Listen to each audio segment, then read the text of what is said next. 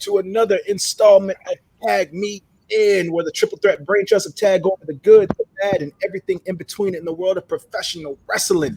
I, of course, am the unofficially official Lip Dizzle, joined with none other than the less than stealthy unicorn himself, Big Scooter Cool, aka Mr. Scooter, right?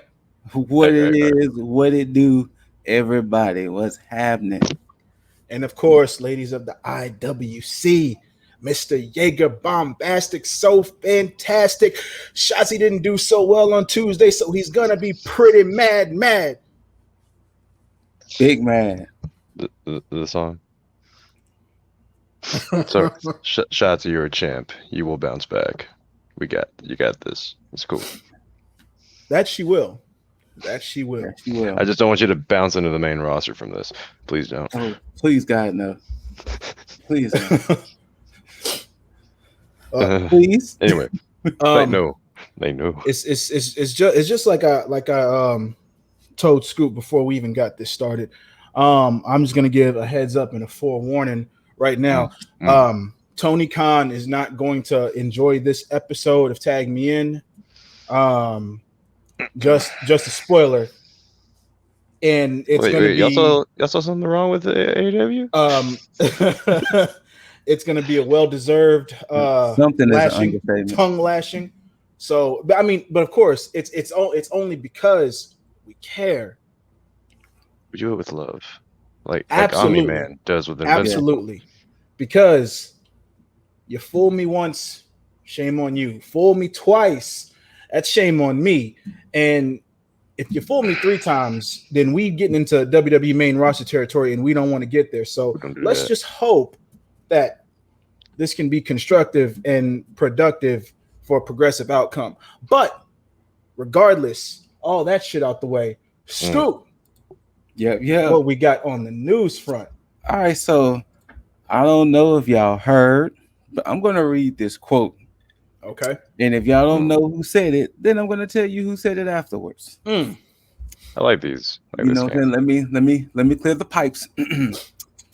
All right. There's always some guys that no matter what they do with them, you always wonder how they got there. And I never thought Triple H ever had an original idea for anything. And I always thought he was overrated. The only reason people even know him or remember him today is because of daddy-in-law. Okay, I'm gonna tell you right now, as truthful as it is. Had I not heard this maybe like 2 hours before we started this, I would have been lost and I would have not guessed it. And it still baffles me who it came from. Same. So I'm not gonna guess it then. You want to give it a shot? I mean, if you want to give it a shot, unless you know. I mean, Daddy, so shot in the dark, Steph. No. Okay, exactly. Obviously. What the hell? It's more of in a chastising way. Yeah, no. This was said in a mean way. This wasn't said in a good way. This was I will. Oh no, I mean no. I clearly read that. That's why, like he said, it's like from out of left field. That's why I'm just like, you know what? I'll take the random guess at Steph because of it being so unexpected who it came from. Apparently, it's not that. So, I'll give you a hint. Okay. It's a man. Yeah, it was a man, and he is from the old school era. Oh no. He is a not super old school Hall of Famer indeed. Okay, so not wrestling. Oh no, definitely wrestling, but no, not active. Yes, not active. Not active. If you want me to give you the big glaring hint, I can give you the big glaring hint. By all means, for the sake of the fans of the pink and black was his colors. Wait, really? That quote was from none other than Bret Hart. Oh my God. Yeah. But no, this is the kicker to that quote. He also said he never really met Triple H. Like, wait. See, that's what I'm trying to figure out. What you mean he didn't really meet Triple H? Did he mean like not formally or just Like Apparently he might have met him in passing, but he doesn't really know Triple H, according to what some of the people were saying. Because some people was going in on Bret Hart for this, yeah. and apparently I think he also said that he never really got a chance to like know Triple H. He What? only just know from what Yeah. he just personally seen. See, that's weird considering the fact that the inception of DX had Bret Hart entangled in all of that. Mm-hmm. He did, but I guess once again, if he never Like, really dealt with Hunter like that, he was mainly dealing with HBK. That's But, crazy. yeah. Huh. but even then, you can't go off of 97 Triple H. 97 Triple H is different than 2021 Triple H. And look, Yeah. okay, again, I can understand at certain points, but I mean, a very controversial moment in WWF at the time, of course, the Montreal Screwjob, Yes. Survivor Series, Yes. Triple H Was there? was there at ringside. Yes. And you're telling me they've never like hung out backstage or prior? Apparently not. Okay. But yeah, so Brett thinks that the only reason why Hunter Hearst Helmsley will be remembered is because He's married to Steph, daddy's kid basically. in law. So we're gonna just disregard NXT. We're gonna disregard all the bridges he repaired and just say, hey, he ain't remembered. Well, Mr. Brett the Hitman Hart, the excellence of execution, the best there is, was, and ever will be. You're fucking wrong in this situation. Just letting you know. You're fucking wrong. Isn't there something going on mentally with Bret Hart? I don't know. I mean, that concussion he got from Oldberg. I mean, hey man, shit comes around in 20 years. Yeah, true. That could possibly happen. I'm just saying, like, I swear I like heard. I could be completely wrong, which I'm more than likely am. But I swear I heard something about Bret Hart. Like, just, I mean, anytime you see him, he doesn't really look all there. You know. Yeah, he looks a little. He looks a little spaced out. It's just it's hard for me to even believe that he like he watched this company grow. Like he's seen where it's gone since he was there. Yeah, I mean, so much so as he knows that he's married to Stephanie. He knows that he's Vince McMahon's son-in-law. So you're telling me that you have an eye on the product, but you don't see what he's done for NXT. I mean, I guess you gotta send him like a tweet going like, "Have you ever seen NXT?" Wasn't Triple H instrument in getting Bruno Sammartino into the Hall of Fame? Yes. Yeah. So. Huh. As well as Ultimate Warrior. He mended that fence. Yeah. So. Damn. I don't know. Like, I mean, the thing is too, I don't know what the question led to him talking about trips. I don't know what was said in the podcast that made him say this, but those were his thoughts. And many people there were more people kind of like, what the fuck, Brett? Like, huh? Like that's just so far out of left field. What are they even like? I want to know like where you even get to that conclusion. That's what's got me so baffled, because it just, I mean, outside of everything else, like, even if he hadn't worked with him, or even if you take the DX stuff out of there, I mean, you still can't say that there's no way that you haven't had any recollection or have not met this person at any point in time. How many times have you like hung out backstage or something? Like, come on. I don't know. You tell me you don't bump into each other at catering or something? Hold on. But see, now I have to see, because if the podcast, hold on, let me see. I can tell you, because it was Bleacher Report that had reported it when it first reported, and apparently the podcast was the 81 podcast. That was the podcast he said it. So I don't know. Like I said, I'm not familiar with that podcast and who hosted it, but that was That's some wild stuff. Brett. yeah. I thought that was the craziest thing because it was like I don't get what led to that. Yeah. Yeah. Hey, Brett, go back to whatever bunker you've been in. It's okay.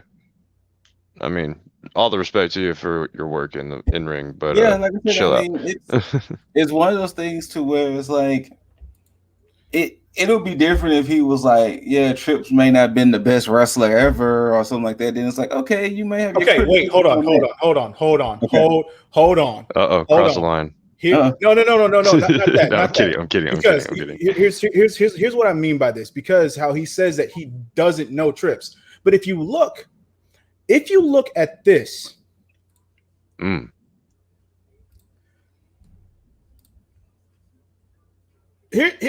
so Oh, shit.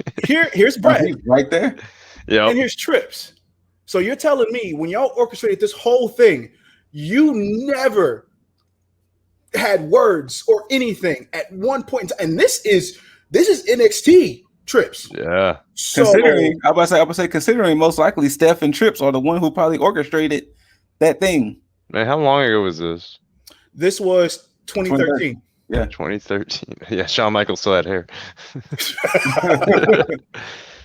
I wonder was Big Show a face or a heel at this time?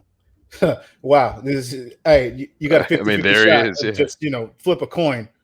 Right. You know, with this is during the time of the Authority, so he flipped so many times during that session. I mean, yeah, I wouldn't even want to guess. Jeez. But hell, yeah, I was like I said, most of the internet was definitely roasting Brett for that.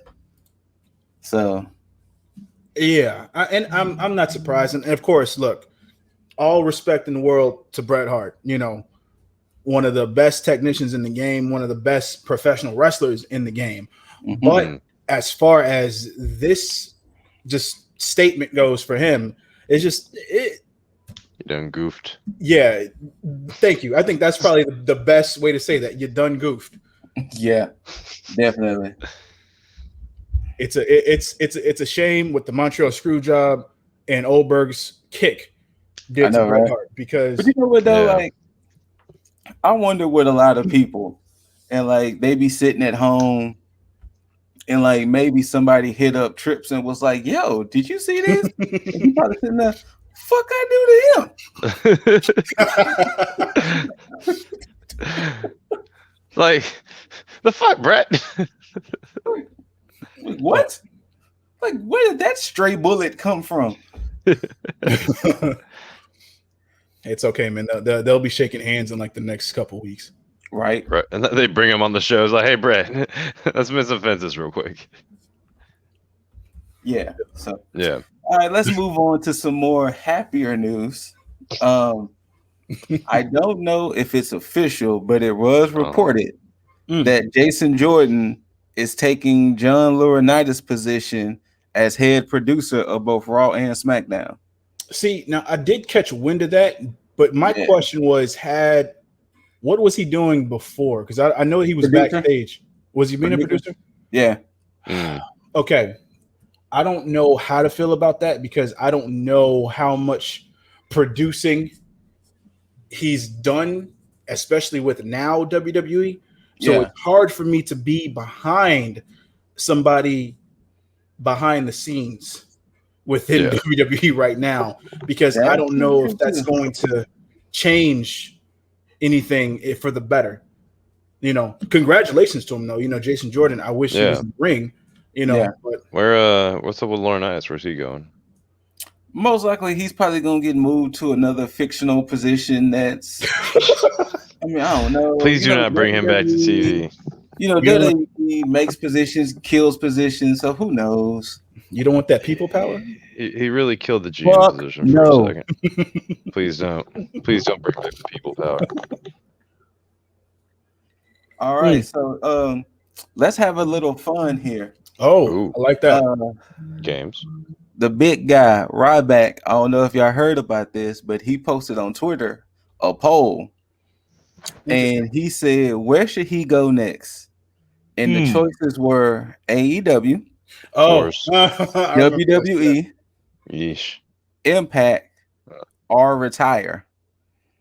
How many people said retire? It was So overwhelming. wait, hold on. It was 11,000 votes. Oh fuck.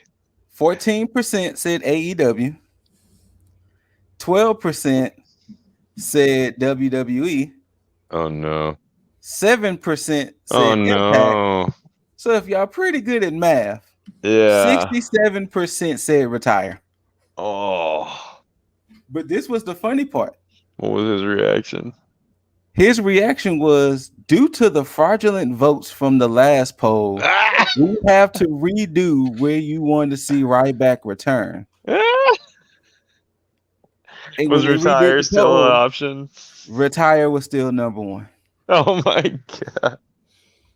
See, here's the problem with that. Nobody cares. Well, no, it's not that. It's see, and this worked against him because anytime you do something where you put where you should go and then you put retire, even the trolls are going to come out. Even if they don't care where you go, they're going to ultimately vote for retire. So his best bet would have just been to just put the companies, leave retire out, and then allow somebody to just put retire somewhere. Exactly. And then, you know. Yeah, but then if you give them the option to put retire somewhere, then they're gonna do retire at this point. Exactly. But I mean, if you did it the first time, like, oh, due to the like fraudulent votes of the trolls, or you could have just put in parentheses trolls, had a sense of humor about it or something. Just take out the option for retire and then get your like better number. Yeah. I think the big issue, I think, with Ryback, since he legally changed his name to Ryback. Did he really? Yes, he wanted to keep the name, kind of like how Ultimate Warrior, Ultimate Warrior changed his name to Warrior. But I think Ryback has to realize that he wasn't as big as he thought he was. No. Feed Me More got old real quick. It kind of did. Now, that's not to say that he couldn't have been big anywhere. It's just when you get into the WWE system, it gets to a point to where they just completely overdo things to a point to where it's just like, because I mean, Ryback had a promising start. They just completely fizzled out, and then they kind of just let it go to the wayside. And then after that, exactly. So, you know, and he didn't help his cause either way. So not only that, but then Hager showed up not too long after as well, and then he started taking like the big man energy there. True that. Well, and then the problem was that he thinks that there was some type of plot or conspiracy against him, and about the reason why, you know, he didn't win the title against CM Punk and this, that, and the third. And it was like, well, I mean, would that really had helped your career if you was champion? Like, you probably still would have got released when you got released. Like, let's just be honest. Yeah. True. I mean, and you probably would have left next pay-per-view anyway. Bobby Lashley left, and he was the guy that broke the Master Light Challenge. He was a multi-time champ. Like, he still got let go at one point. Was he let go or he left? He left. There was a whole thing with his then fiance Crystal, and and he walked out with her. Oh yeah. Okay, I remember that. Damn shame. Yeah. And now I mean, he go ahead. Oh, go ahead. No. I was about to say something else, but go ahead. No. I was just saying, like, oh, you know, he's not too bad off right now. No, that was about it. Not. I mean, he is the almighty WWE champion. I'm just now. Before I get into my last news story, only because I do want to create a moment. Oh.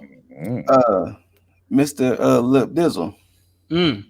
How do you feel about Charlotte being added to the triple threat match? Well, to the title match at WrestleMania Backlash. Which, hold on, sidebar. That is the worst name for a pay-per-view. I'm gonna step away from this one. It's one of those situations where you kind of wonder why Backlash was titled WrestleMania Backlash, because it's almost as if you just couldn't help not having Charlotte on WrestleMania. So what do? You can't just put her on Backlash. You have to make her feel important. So it's like, you know what? We're going to partner WrestleMania with Backlash and call it WrestleMania's Backlash. Who are we going to have on there? Charlotte. You know, I want to say this. I don't hate Charlotte like that. This anger more goes to upper management, backstage, so on and so forth. So I don't hate her in that aspect. But what I get pissed off about a lot is the simple fact that she seems to feed into this whole deal as if she's warranted all these accomplishments, as if she wasn't handed anything. Like, it's different. Like, of course, you have a lot of people that would get mad at Roman about shit that happened a long time ago with the way he was being pushed. He never came out and was like, oh, I deserve this, I deserve that. He just, he just rode the wave. Exactly. Whatever the wave I didn't want to give Charlotte any love. Sorry, guys. And then you think about the same thing, because I always do the comparison between, Roman with Cena and then the whole Charlotte thing. Cena the same way. Cena never came back and was like, hey, I earned all these accomplishments. He just came and he rode with it, and then he used it to his advantage with the way that the dynamic was between himself and the fans. Charlotte has not done that. Graphic. Oh yeah, Scoot be scooting. Scoot be looking good. I see you there. That's what he should be using all his animation and Photoshop for, instead of trying to promote Lip Forever, right? But that's a whole nother thing. But yeah, that's just my thing with and now people listen to this. I didn't bring this up. I quietly tried to omit from talking about Charlotte. And people, you'll see that I actually came in the last 15 seconds of that because I did not want to contribute to a conversation about Charlotte. The problem with Charlotte right now is that you would think that somebody in her position would help people get better with whatever they're involved in. And I know exactly. I don't think that she can, Jaeger, because I know where you were going with that. I don't think that she can. Yeah.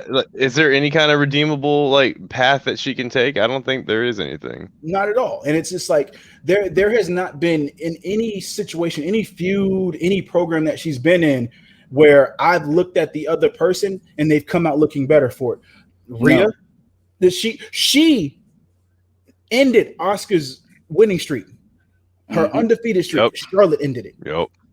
Charlotte was shoehorned into a tag title feud to become a Grand Slam champion.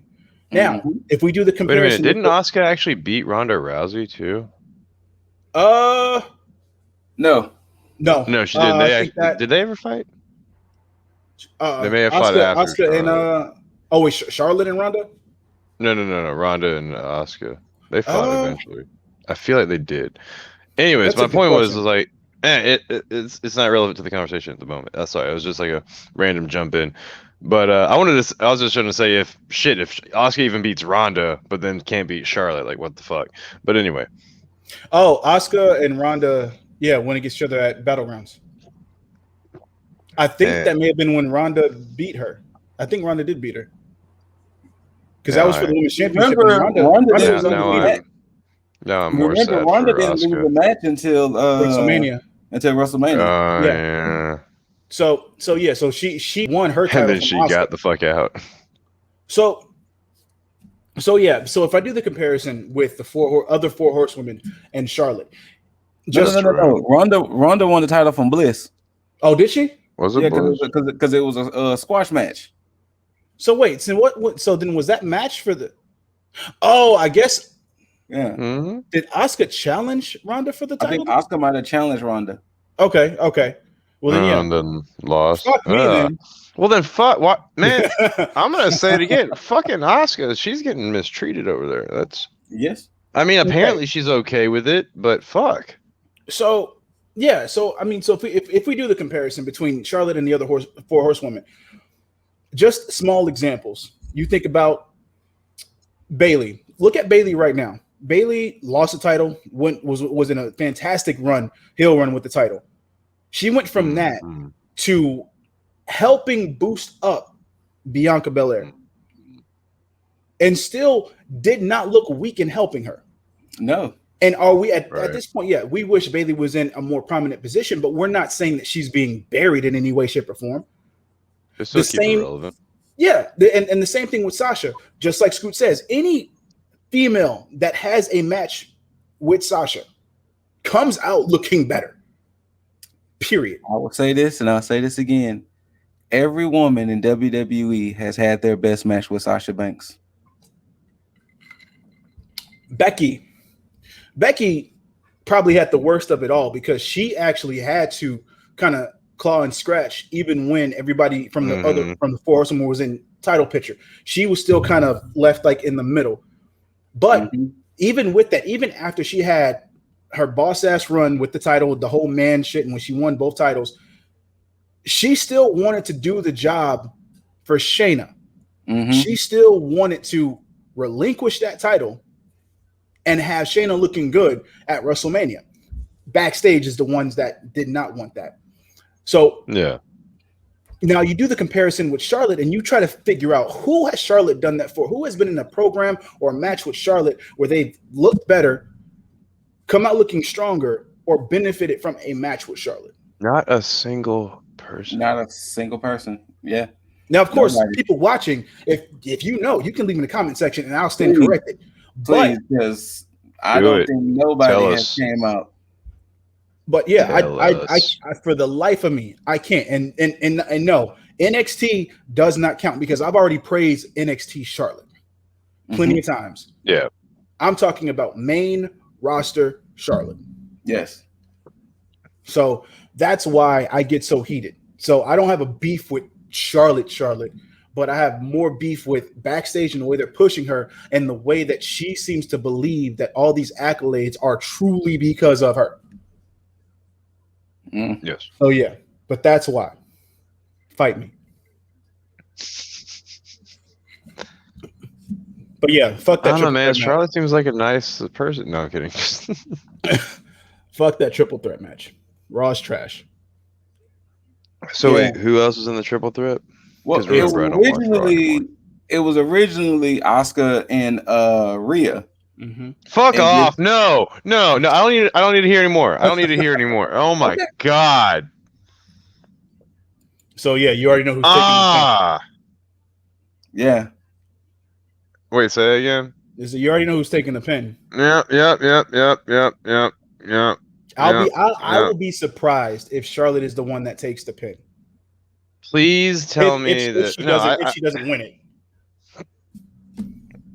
If Charlotte wins this shit and fucks over both Asuka and Rhea at the same time twice, I'm assuming that for the second time on both accounts. I'm assuming that Charlotte's in on the joke with backstage or some shit, you know? It has to. But because like I said, you want to make Rhea Ripley, who came in and just dominated at Mania. I mean, had an amazing. Huh? I haven't watched Raw, and the way everything is shaping up for WrestleMania Backlash, I'm only gonna watch it solely because it's a pay-per-view. Because this past Monday, Bobby Lashley and Drew McIntyre got turned into Bobby, Drew, and Strowman. I'm just over these feuds because I'm hearing about these feuds. And I'm just like, they're just none of it just makes sense. It's funny because they're using Backlash to make the same match they made on WrestleMania, just with an added person. Yeah, that's literally what they're doing. So, I mean, like, why at this point it's almost like why bother? So, I remember Backlash being fun. Yeah. Like I remember Backlash. A lot of pay-per-views were fun No, I mean Backlash was always like, oh shit, it's like the rematch clauses for a couple, but then there's like new challengers on another, so it's like sometimes you got to see the sequel that you really wanted to see, and other times it's like, shit, who's coming up?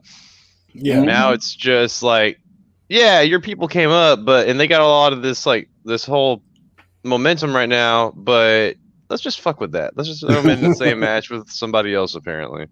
Yeah. But you know what? Let's move on because I What forgot the fuck ever. there was another news I forgot. So Okay. which I did send to y'all. So apparently Daniel Bryan losing to Roman Reigns could potentially be his last match in WWE. Oh yeah. Because his contract did expire. Thoughts on that, fellas? How many times have we looked up contract expirations, and I have never seen Daniel Bryan be like on the top of that list? Well, many people thought his contract was supposed to expire in September, but apparently Okay. it's been reported that it's expired now, and it hasn't been shit said from no side since Right. Friday when he lost to Roman, and the match actually wasn't bad. Wait, he just had a wait a minute. Why is he fighting Roman right now? He just had a triple threat Well, at you know what the thing Mania. was that you never beat me technically. You beat me one-on-one. I mean, you never fought me one-on-one. You know, it's that He literally pinned both of them. I know. He stacked them and pinned them. But wait a minute. Ooh. Oh, they fucking missed an opportunity there. What's to that? say Edge or wait, who who was bottom? Who was the bottom? I think Daniel was was it at the Edge bottom, I believe. or is it Daniel? I think Daniel was at the bottom, then Edge, then yeah, you missed an opportunity to make Edge the champ there and have that whole, and you could stretch this whole plot, but whatever. It got to the point to where technically Roman challenged Daniel. And then that's when Roman came with the stipulation where if you lose, then you off of SmackDown. He told that to Daniel? Yeah. So many people thought that it meant that they about to build Daniel up to go ahead and go to Raw. Mm-hmm. But then like a day or two after the match, that's when it came out that no, it seems like Daniel's contract expired for real. Yo. Now, the one interesting thing that came out of all of this, me personally, somebody challenged Daniel Bryan. Who would that The be? North American champ, Johnny Gargano, was like, hey, come to NXT and fight me. When was this? What? I don't know when did Johnny say it, but he said it. Hold on. This is on Twitter? I cannot remember. Let's see. Hold on. Let me see. Because I thought Johnny Gargano was currently worried about. They said Johnny took to Twitter to post a throwback picture of him and Daniel.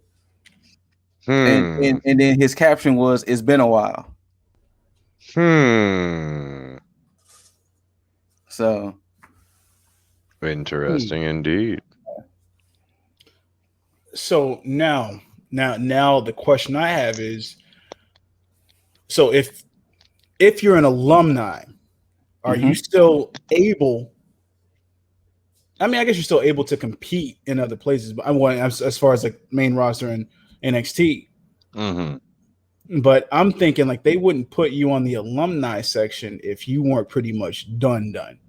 Well, you know, that alumni section has been tricky because I remember they did the alumni thing with somebody else they did it with, and then the person showed back up. Like it was kind of like a fake out type situation. I forgot who it was. But it was like a couple of years ago or something. They did that same thing, the whole alumni thing. That's what Rob Gronkowski is still is still shown as a superstar. No, God, interesting. It's interesting. But I'm pretty sure I know the answer. But will we want to see Daniel Bryan versus Johnny Gargano? I mean, in any capacity, absolutely. 100%. At the same time, would I like to see Bryan elsewhere? Would I like to see Bryan Danielson pop up somewhere? Yes. Right. Absolutely. You know what would? I mean, this is shooting for the moon here, but if anybody could kick open that forbidden door between WWE and other brands, And you know what? Somebody said the same thing. But yeah, Somebody Brian's said he was actually pushing for that. is he? somebody had He said was. that same thing, that if anybody could kick open that forbidden door, Daniel could be the one. Because I mean, it was reported, but Jericho did say that on when he was on that Broken Skull sessions, he did Yeah. say he was still technically under contract when he was doing the New Japan stuff. Yes, absolutely. Yeah. And he said it wasn't until the AEW thing happened to where, that's when, technically the contract was up. But Yeah. so I can see, Bryan trying to get some people to come and maybe try some things. But I guess, damn it, I keep forgetting the other NXT news. NXT is also trying to work out with MLW. Yeah. I did catch that. They're in talks to do a partnership where NXT will send some of the people that they're not really using like that to MLW. So that could be some future partnerships happening there too. Is that what the Diamond Mine is? Oh, that's a great question. I don't know. Since I don't know That could too be much your about Diamond doing Mine. MLW, I don't know. Diamond Mine could just be like, yeah, it could just be your little sub show. Maybe they put it on some kind of a streaming service. They put it on Peacock, of course. Most likely. Yeah. I'm kind of hoping that Diamond Mine's a faction, though. I think it is. I'm still fucking confused with that. Like at least Wade Barrett did ask, "What the hell is it?" Oh, yo, yeah. See, at this point, yeah, I'm just gonna like, wait. What the hell is Diamond Mine anyway? But I could save the other AEW NXT since it's kind of a both thing. Okay. So I can save it when we get in the in between. But we can roll right into the better show of this week. Yeah, I said it. That's a spoiler alert as well. Just gonna see that like side eye, like. I'll definitely say this, and that's the fact that the pacing on this week's NXT was on another level. Like it was very, very fluid. Like it was completely. It felt seamless. I mean, outside of a few hiccups. I'll say aside from one hiccup, it felt kind of, that part felt very weird. But again, somebody was able to pick up from it, and it wasn't as long of a situation that I didn't care about. So that blemish aside, the whole show was pretty goddamn seamless. So we opened up action already. Falls heavyweight match between Leon Ruff and Isaiah Swerve Scott. This was a match I didn't know I needed. Right? We've seen these two go at it for the past few weeks to the past month and a half maybe.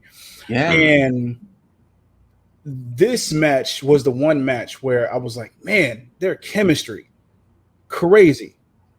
I wonder, are they friends in real life? They gotta be. because I keep saying it, and I mean it. Friends tend to have great matches with each other. Yes. Right. And yeah,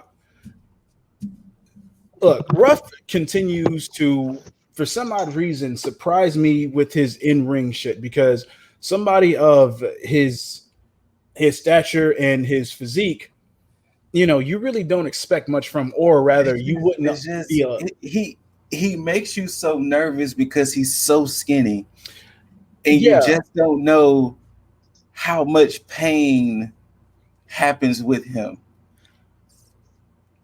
Yeah, and you know what? And to that point, Scoot, I never really knew what it looked like to see what a grown man would look like in a nightshirt, and I saw that when he came out.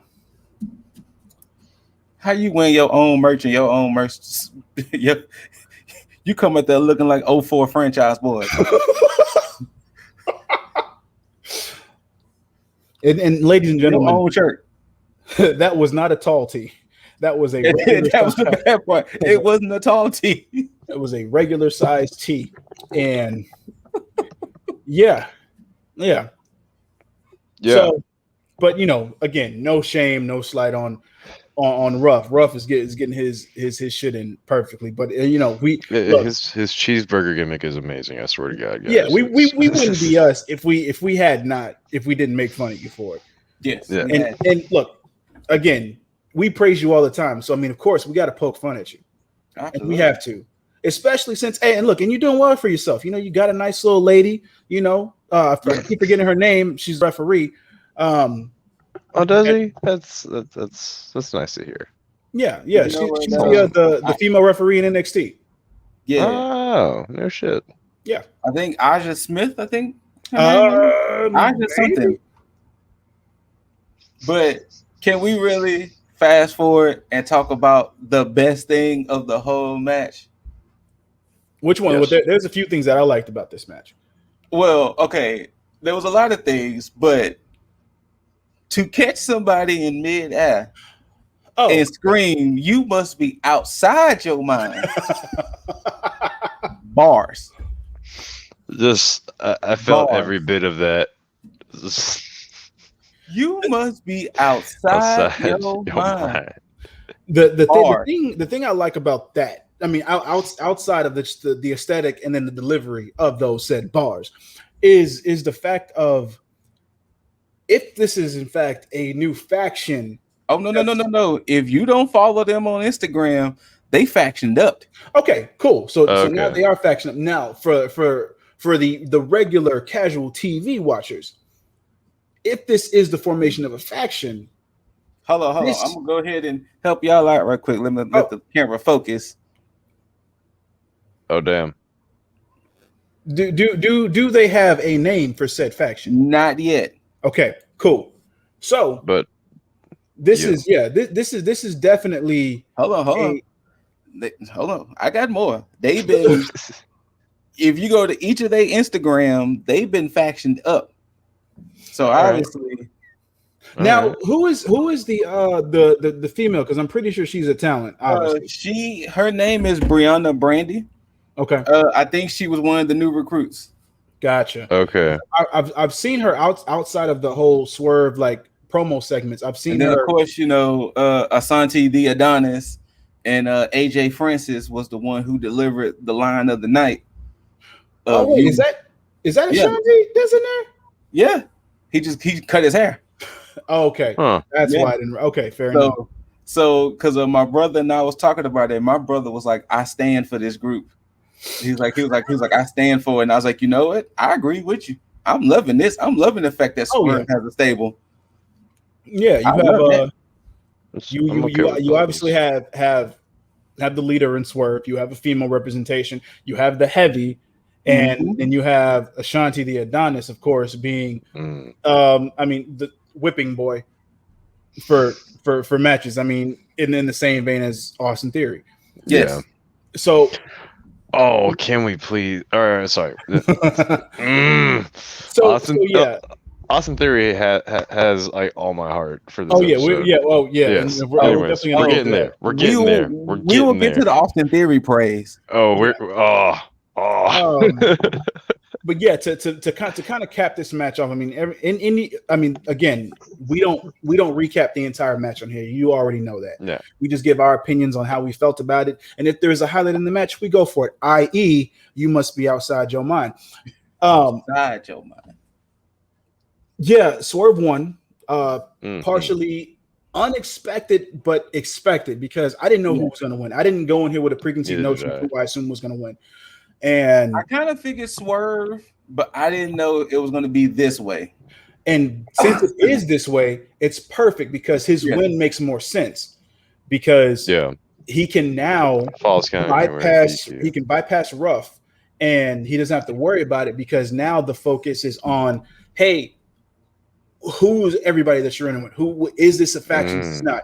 Now, of course, thanks to Scoop, we know that this actually is in fact a faction. Yeah. They factioned up, baby. So now the story is now turned primarily to that and more questions on what's going on there. So kudos to having this book in and letting Ruff go off on his own thing, probably in the cruiserweight division, handle his stuff there. So I could see him against Kushida soon. Yeah, now definitely. From that point, there was a nice little meeting going on in Regal's office. Wait. We didn't know. No. We didn't know there was a meeting because before said meeting, before we got aware of said meeting, Johnny Gargano and Austin Theory. Austin Theory and Johnny Gargano were walking in the hallway, and they were gonna fix this. Not sure what this was, but they were gonna fix it. And of course, the Bronson Reed thing. There you go. And so when they got into said office and interrupted Regal, and who was his person of interest in that office? None other than Scarlett, aka the Angel of Doom. Now, no Karrion Kross, of course. So we don't know what they were talking about. Clearly had something to do with the NXT championship. Now, of course, the way does the way things, and they barged in said office trying to assert their dominance because they were going to fix this Bronson Reed situation. And as Johnny Gargano was mouthing off completely, Austin Theory happened to be lost in thought. Hypnotized even. Oh, I like that. Hypnotized. And it's almost as if he was in the mind of every fan watching in attendance. And as Johnny left, Austin, he couldn't help himself, man. He couldn't help himself. How big are those? Are those even real? Are those real? And then he's like, he gives this whole. I loved this. Like Austin Theory has done like the best character work, like by far, like in the last few weeks. But he deep dives it. He's like, I mean, are those even real? I mean, no, they can't be real. But I mean, God, they're so big. It's like this whole little. And he went for the reach. Before we even knew what that he was talking about the nails, he went for the reach. Yeah, and he's like, can I touch him? He's like, But kudos to the fact that they let the camera kind of pan to let you know. And then in comes wonderful Johnny going like, Austin, what are you doing? He's like your nails. He's like, those even real? Like they're so big. He's like, yeah, we get it. They're big. That was just some beautiful old school Attitude Era. Just it was. Mwah. It was.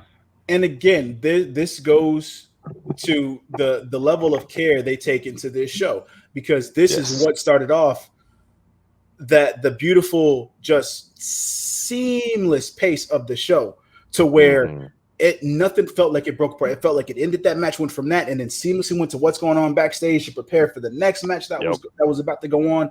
And again, seriously, from that, ironically enough, going from one comedic / serious segment, you get to a comedic act and good wrestler in Cameron Grimes. So, oh man. Grimesy. Oh, good old Cameron Grimes. This good old. I said good old. Yeah, good old. AKA the better big money wrestler right now. Oh, I will agree. Yes. This match had a few stutter steps, and I believe it's more so to Asher Hale. because most of You the could tell he stuttering, was excited. yeah. So, but I mean, they did get underway, and this match went just about as long as it needed to go. Cameron Grimes clearly coming away with the win and being happy and excited about it. But we definitely were not done with Grimesy for the night. No, we were not. Of course, we were not. So he was gonna go celebrate his He was going to go victory. celebrate. He wanted to go to the club. But before we got into that, we got the best tag match of the night. Oh my Second, god! This match. second best tag match of the night. I'm going to say the best tag match of the night. Yes. Period. Well, I mean, I've got my own personal biases, so. Well, I know you. Hey, I'm gonna go ahead and just jump ahead and spoil this for everybody. Uh-oh. I'm not gonna say it that way, but Uh-oh. the wrong team I thought you were about won. to rip that off like a Band-Aid. The wrong team won. It was supposed to be the grizzled young veterans. I feel like he's gonna have a soon to be recognized as NXT #1. But no, Toothless Timmy and Old Man Ciampa had to win. It was a great match. Don't get me wrong. I'm not mad at the match. These boys was hard hitting. But no, Toothless Timmy and Old Man Ciampa. And don't give me a cool little pose at the end either. How dare y'all give me some Steiner Brothers shit at the end? How dare y'all? The Grizzled Young Veterans were supposed to win that match. GYV all day. Not to get into how dope this match was, but there was one part in this match that I thought was perfect, and that's when Toothless Timmy had the chokehold on. Yes. Yes. He came and he got kicked in the face. In most cases, in any match, it's paint by the numbers. They get kicked, they let go of the submission. It's that. He took that kick, smiled, still had the choke on, and carried on. Yes. I loved it. I love that. And that's what I'm going to take from that match. Is just that speaks for what that tag team is all about. Cool. Perfect. With that being said, since we can go ahead and basically it behooves the audience to watch that match. With that being said, would behoove. Does MSK beat these two? No. Oh wait, beat Tommaso and Thatcher? Yes. If that match happens, yes, they do. Because there'll be no if.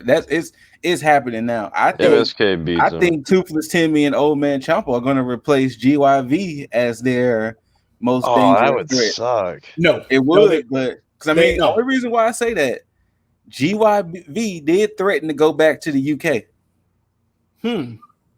If you heard that promo in the beginning, Gibson did say, "We'll go back. We'll leave this place if we're not acknowledged. Basically, we will go back."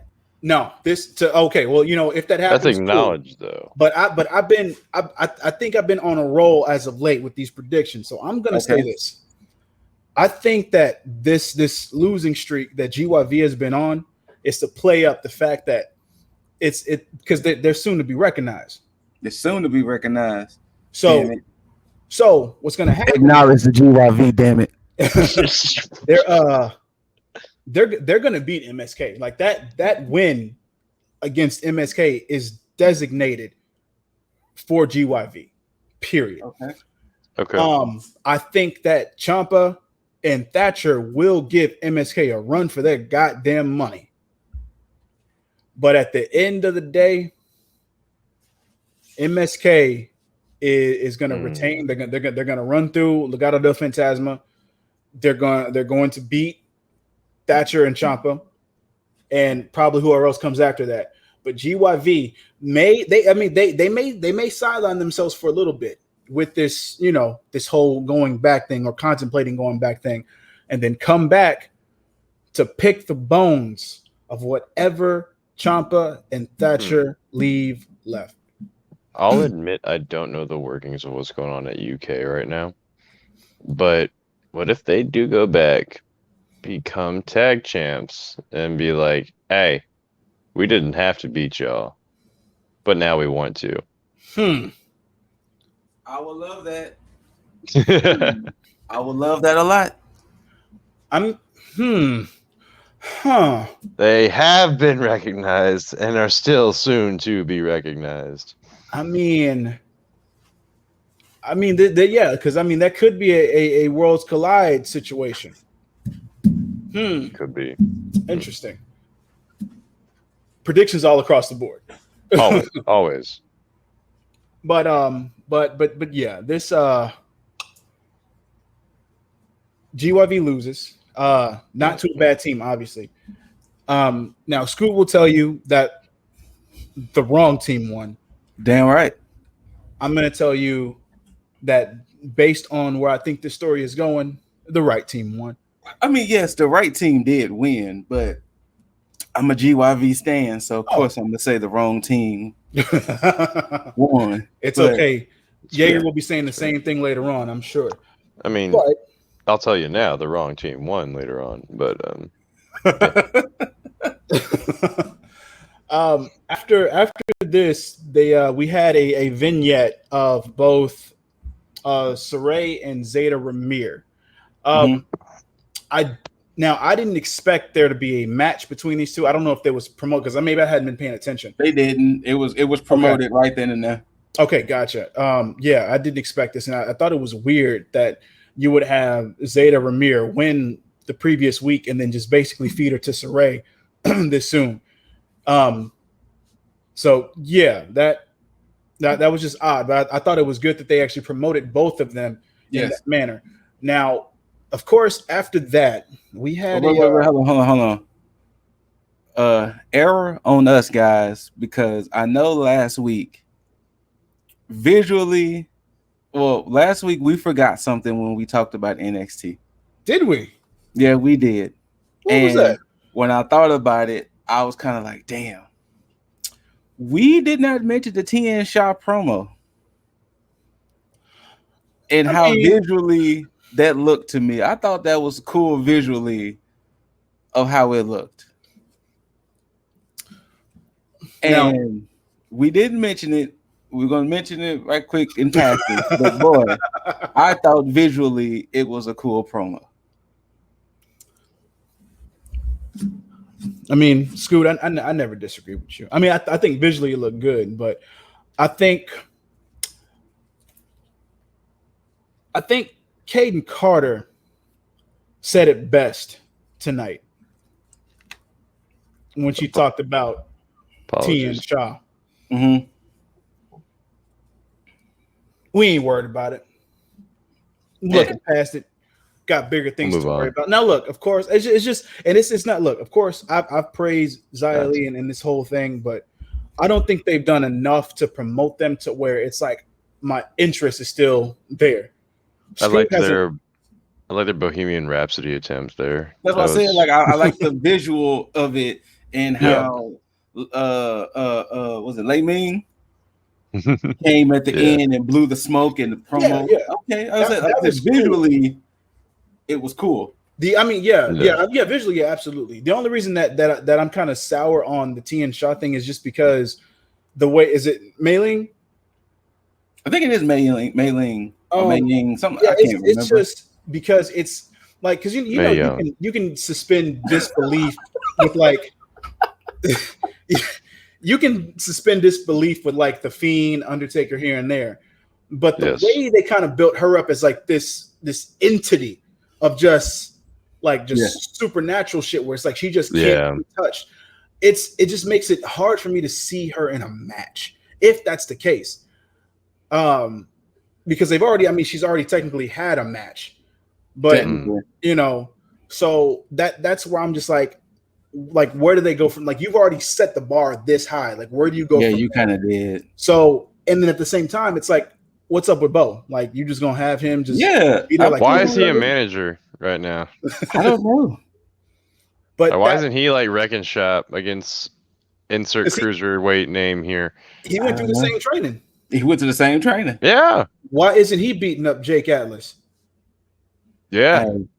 I Ooh, know that we would have been. gonna, I mean, I good know we're match gonna for. get to it, or if we're gonna get to it, but I think I'm starting to share lip sentiment On Jake Venatlis, Venatlis. even with his new music and everything. I don't want you on my screen. You know, see, this goes to how much I didn't care with this guy. I didn't realize that he had new music. Yeah, he had new music. Was that new music? Oh, But yeah, we'll get into that, and we're gonna get into something else. I actually enjoyed. So Cameron Grimes was celebrating in his good old locker room, all dressed and ready to roll out. Yep. And apparently, I'm building a stable over here because right now it's me and Mackenzie just chilling over here in the fuck Everrise camp. And then we added a new member. We added a new member to the ranks. That being, oh man, I mean, come on. Could you ask for a bigger signing right now in the fuck Everrise camp? Because it swerved me for a second because I got scared because Everrise showed up trying to party with Grimesy. And I'm thinking, oh shit, he about to pay off Everrise and they about to make some type of stupid stable where I don't care about Grimesy. But then what happened? Grimes said, I only got room for 3 in VIP. That's me, myself, and I. Truly, he was talking about the 3 in the fuck Everrise camp. That's Grimesy, Lip Deasley, and Mackenzie. So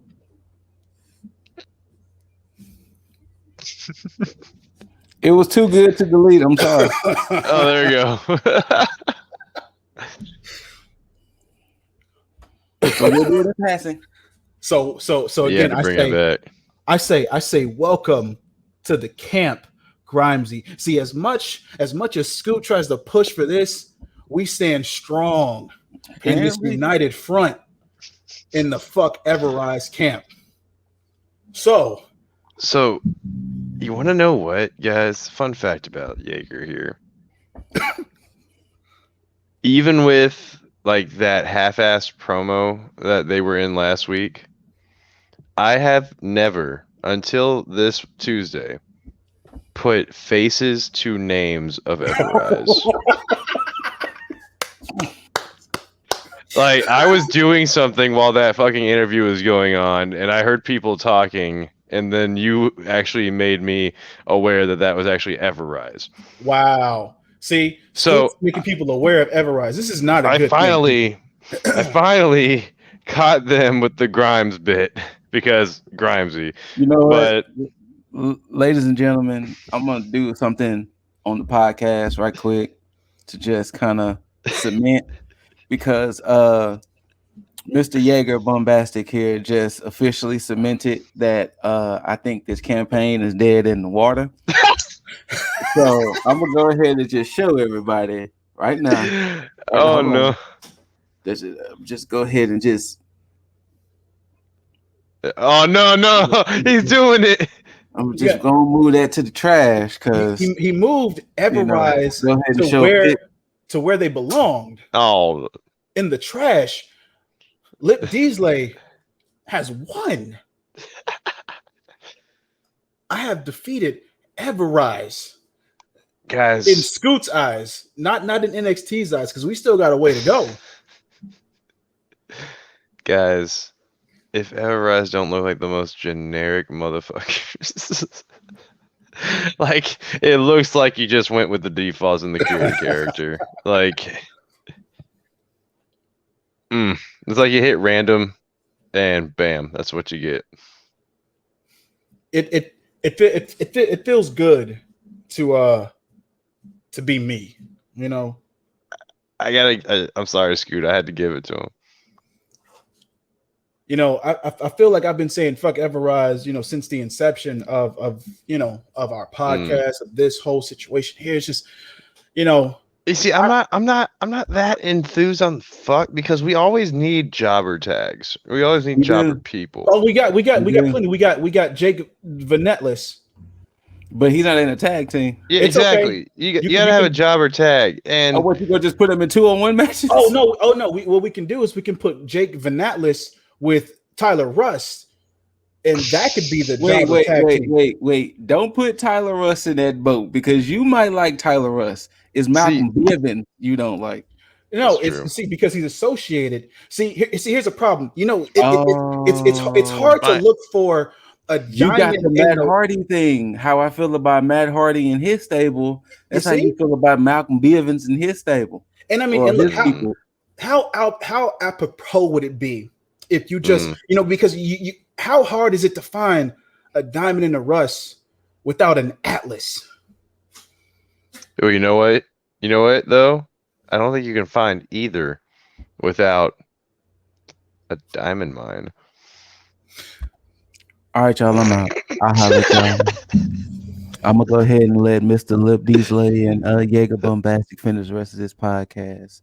I am out. You know what? I see y'all beautiful people next week. I can't believe that you even said that. But you know what? Diamond in the Rust. I mean, you got me there. No. You know what's the fucked up part? It was too well. It was beautiful. It was. It wasn't even intentional. So we should go ahead and just end the podcast because I don't know if we can get better than that. Watch Diamond Mine be some bullshit that Malcolm Bivens created, man. Oh no! And Tyler Russ joins it because he's the one that coined the phrase "diamond in the rust." Mm-hmm. Son of a Malcolm Bivens. And wait. What's his name like that? Because Xavier Woods. That's the way Xavier Woods says his name. Malcolm Bivens. It's got Woods and Breeze started up their GM mode for season 3, and they created Malcolm Bivens, and Woods love him. Of course. Oh my god. That's why I keep saying his name that way because of Woods. Shout out to Xavier Woods, aka Austin Creed. You're all shouts. PhD. But yeah, Everrise got I mean, they got mugs. Yeah, I finally put faces to names, and I was just underwhelmed. They're just forgettable. You know what? You don't need to say fuck. You see, saying fuck Everrise is just so much hatred behind that. You know? No. It's deserved. It's deserved. See, here's the thing. The reason that they have those mugs and those shirts because it's easy to walk around with your own merch when it's not selling. So, I'm just like, we can move on. Like, if I see Everrise, I'm not gonna ever know that I just walked by Everrise. And that's the point. But that's the thing. Is like they're not worth it. They're not worth acknowledging. They wear their exact. You know what? Right. Even if they wore their own merch, I'm pretty sure I would not have known. No, the thing is, I'm gonna tell you this right now. There are some people. If I wasn't being public, and I seen somebody with an Everrise shirt, I'm gonna be like, damn. Either you wasted nearly $30, or you really fuck with Everrise. Which I don't know why, because their highlights ain't much of anything unless you count being on your back in the middle of the ring as a highlight. But they got some W's on 205 Live. Oh, I'm sorry, a show that nobody watches. Let's keep it going. Hey, Everrise, I'm doing you a favor because look, forgettable team on a forgettable show. Exactly, which makes it just. I mean, look. Sorry, how do you find vanilla in vanilla? Like nobody gave a shit about Enzo Amore after he went to 205 Live. I'm just saying. And then he done goofed. Yeah. So Everrise, you're welcome because people will say that I say fuck you, and then they're gonna be like, "Who is he saying fuck to?" And then you're gonna get recognized. And then that's when Liv's gonna send you a bill for like 5% of the merch, or. No, I'll let you keep your crumbs. But you might need it. I mean, look, you survived the purging on. They survived 2 purges. Yeah, two. But at the same time, it's hard to get purged when nobody realizes that you're there. So, I mean, like we just said already, we gotta have a jobber tag team. Everrise, you're currently in that slot. but yeah, let me show them some kindness and just get off that Everrise train. I mean, at least you get your entrance. I mean, fuck everyone. Sometimes.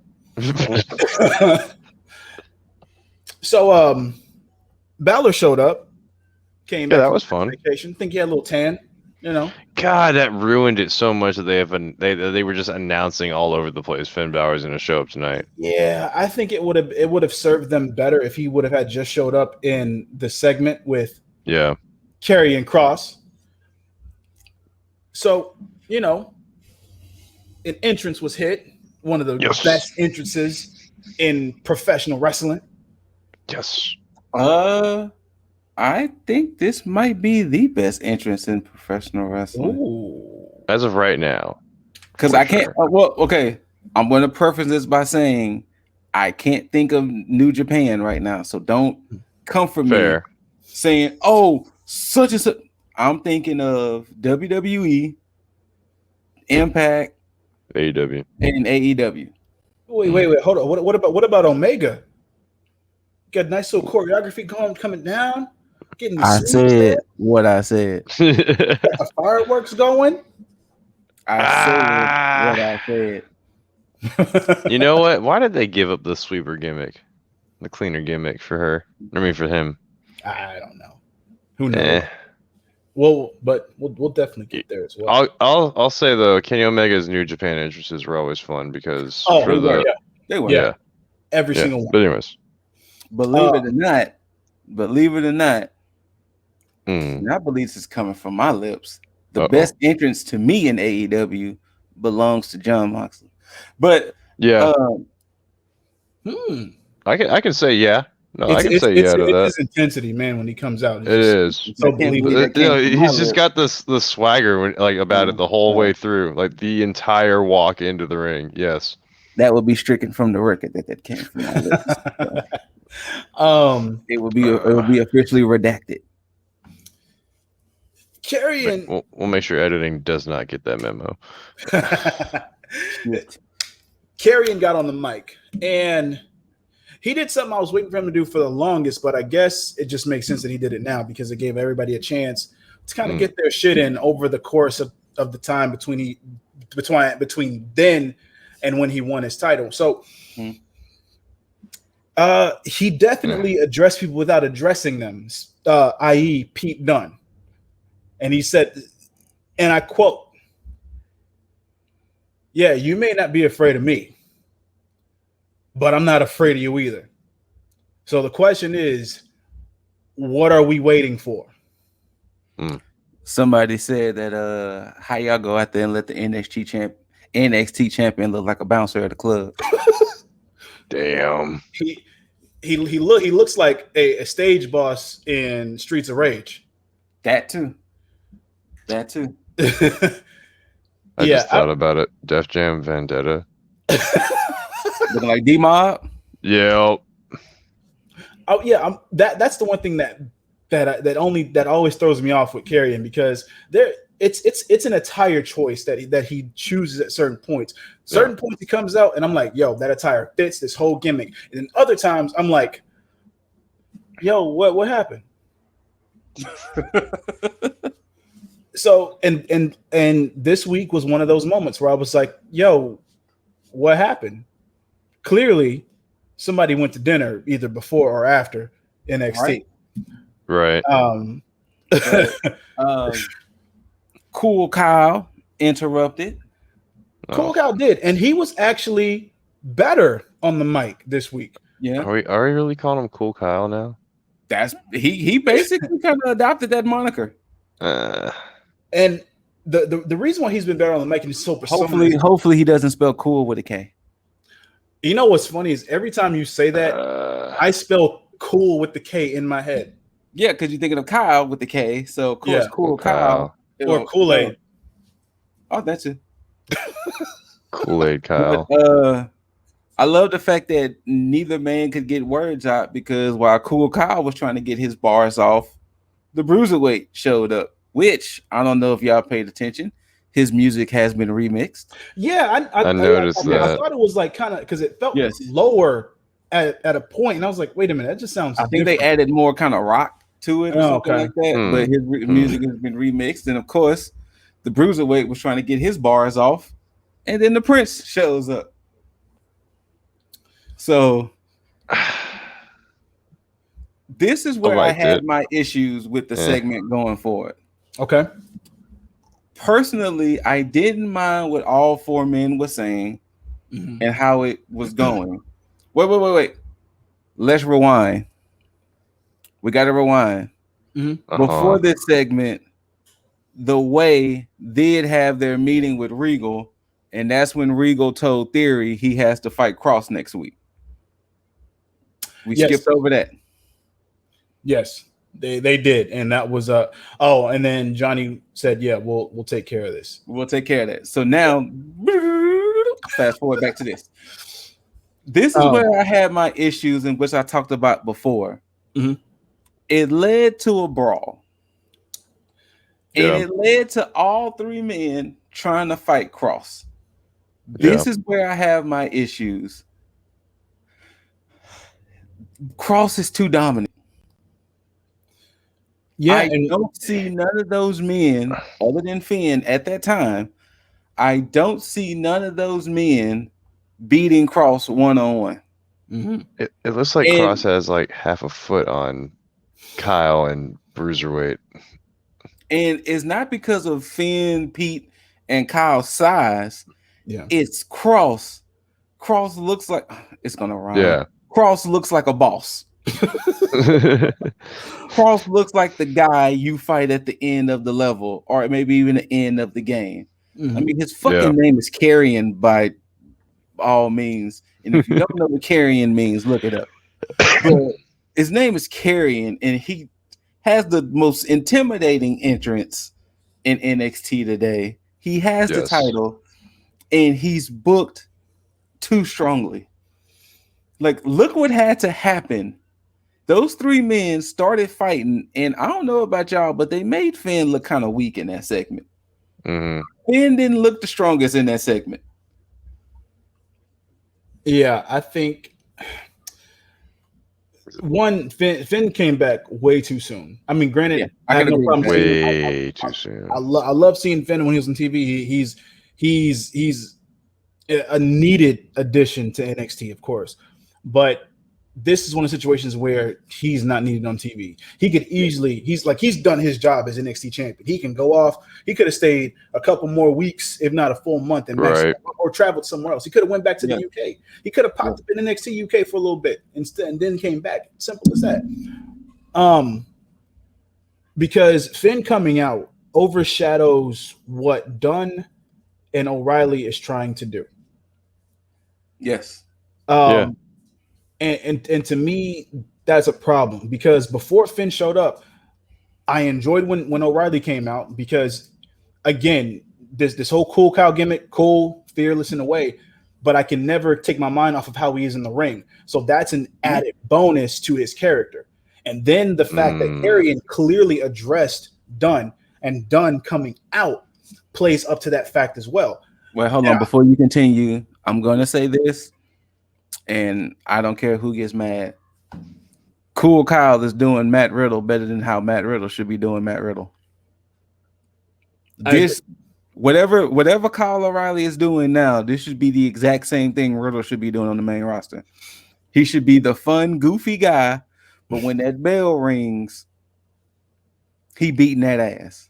Yeah. It took me a couple weeks to get used to Cool Kyle, but again, to his benefit, his in-ring overshadows a lot of the goofy stuff that he does, because I know what's behind the curtain that he shows. So it's just like it's the reverse effect of like the Festus thing.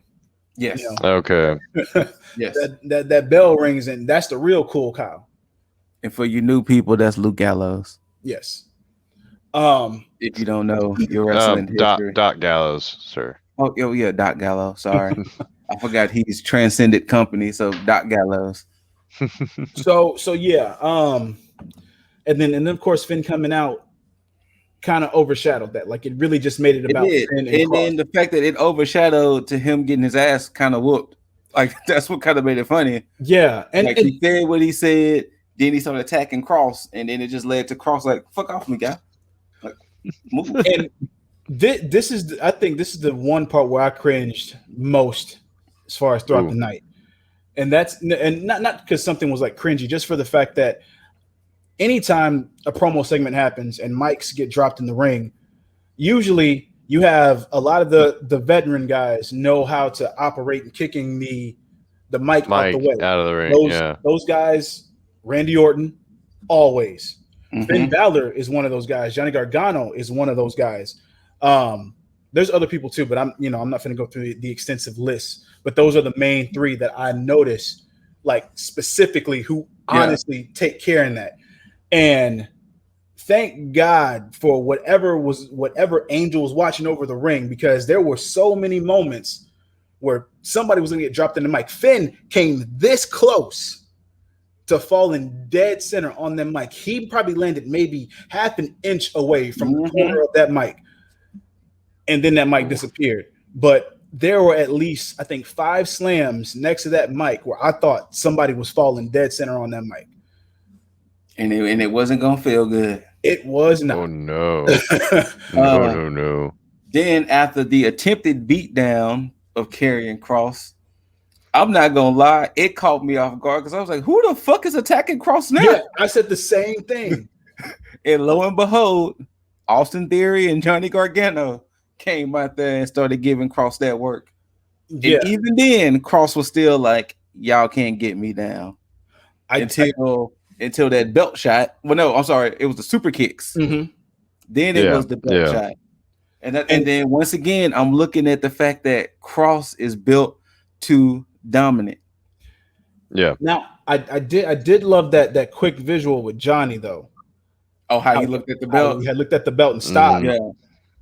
And it was like, okay, now we're getting to where I was thinking that Johnny was going to end up going once he loses his prized possession.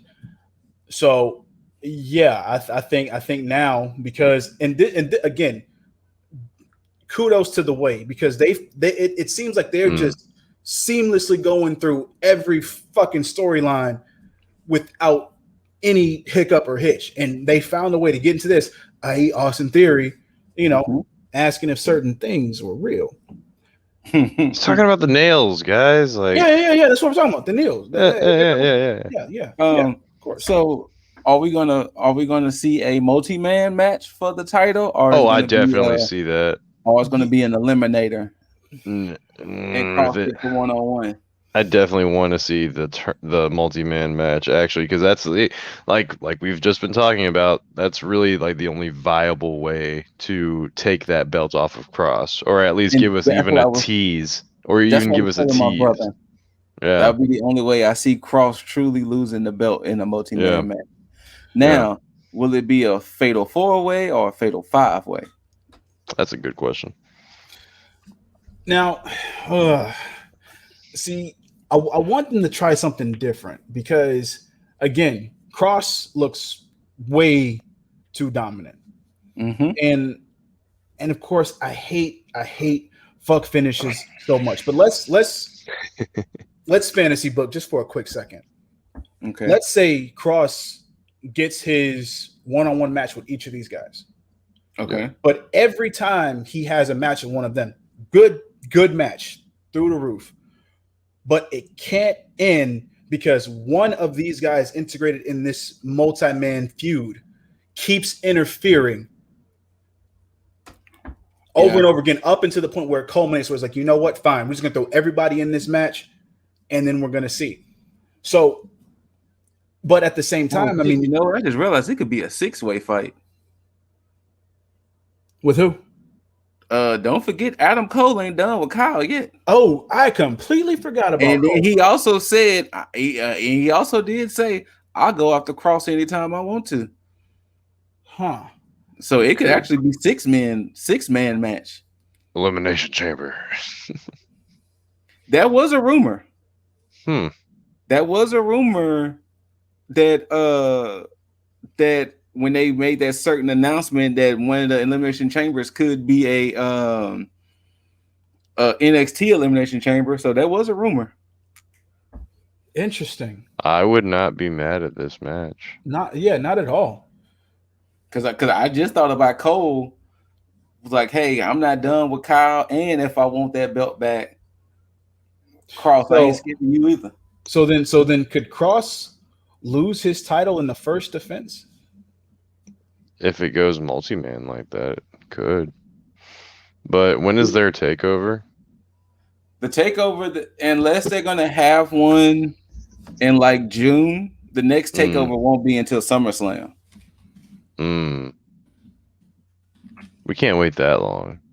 I mean, unless they have like an event, but I mean, maybe you could do like Great American Bash to get something again. Yeah. So, but I think personally, to kind of foreshadow, I don't see Cross getting the win over Theory. I see a disqualification in some form. Yeah, I mean, but I'd be fine with that.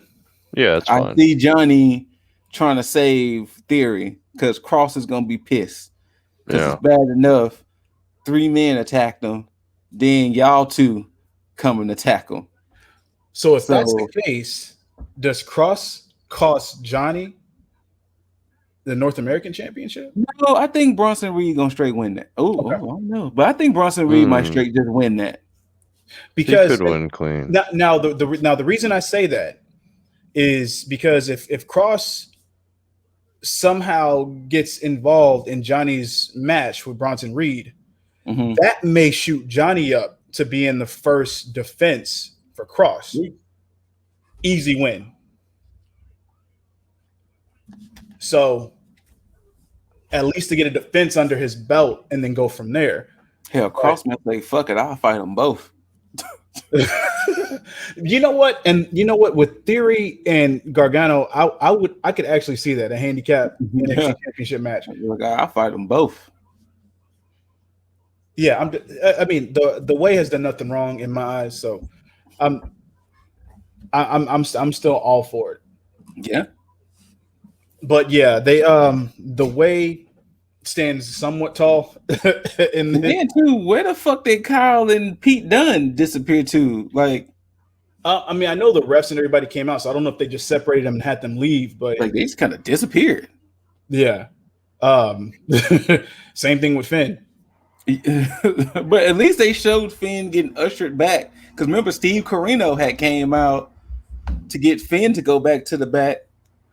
But at least they did that. But with Pete Dunne and Kyle, they just kind of disappeared. True. but yeah, that but that's how that segment ended. So now we have more questions than answers, but we kind of now know who's all integrated within the NXT Championship picture. So now it's just a matter of who the fuck is going down first, if not everybody. So yeah. So after that, we finally got the Saray and Zeta Ramir match, which I think it sucks for Zeta Ramir. One, because she still got a jobber entrance, and then two, I felt like this, like, I don't think this should have been her next match because I think we already knew where this was going. Yeah. Can I say one little tidbit right quick? Zeta Ramir, your face was too cute to be taking all that punishment it took Tuesday night. Yeah, she did. You saw too much feet to your face. I mean, Saray was trying to take all your pretty features away. Like, geez. Zeta, your face was in so much danger that match. Guys, like, you know what the funny thing is, though? So many drop kicks. She did. And it hurt just to even watch. Like, geez.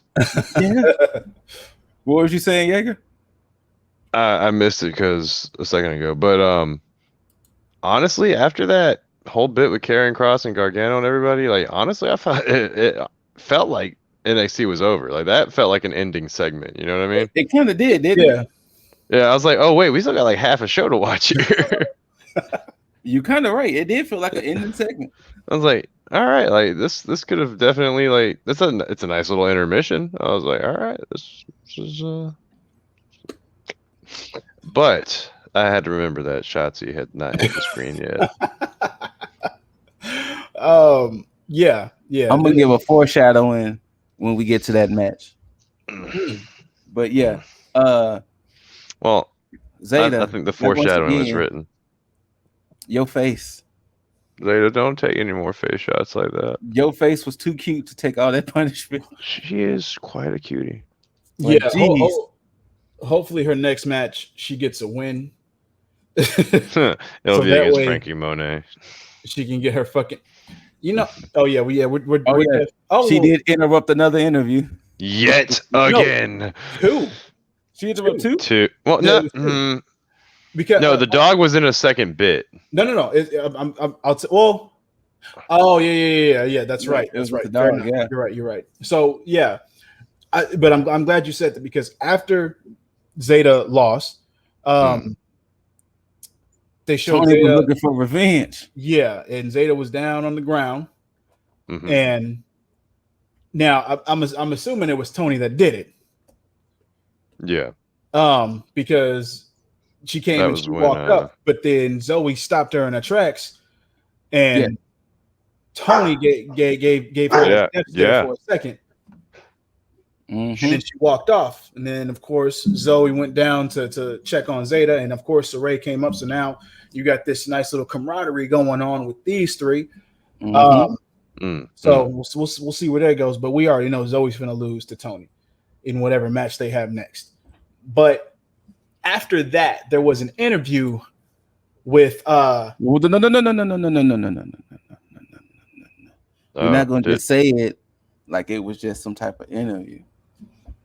It was an interview with Big Mommy Cool. Oh no, not that one, Oh, okay. I thought we just that was later.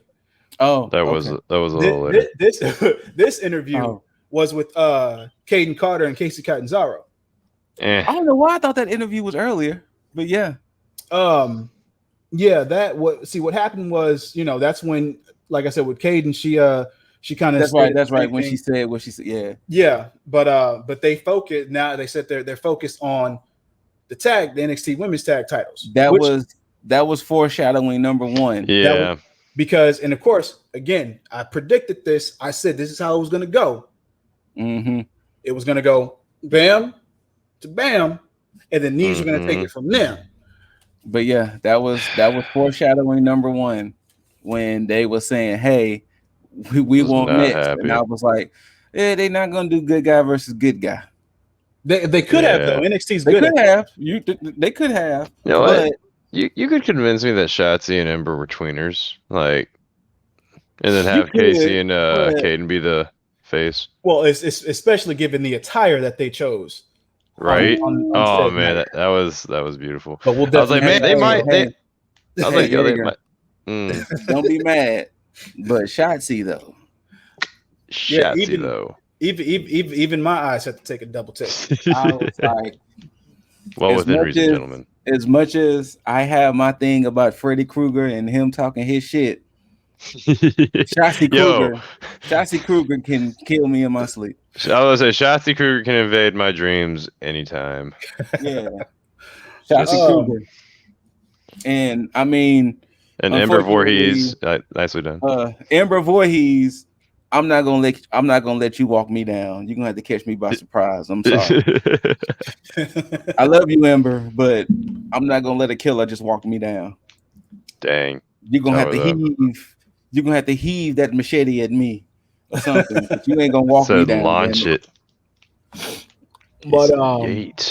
But yeah, during this interview, to Jaeger's dismay, Frankie Monet appeared again to continue this streak of pissing Jaeger off with all the interviews. And it's now exactly. You see, it's not just me. Whoa, Loki is not happy. He shares the sentiment. He is not happy.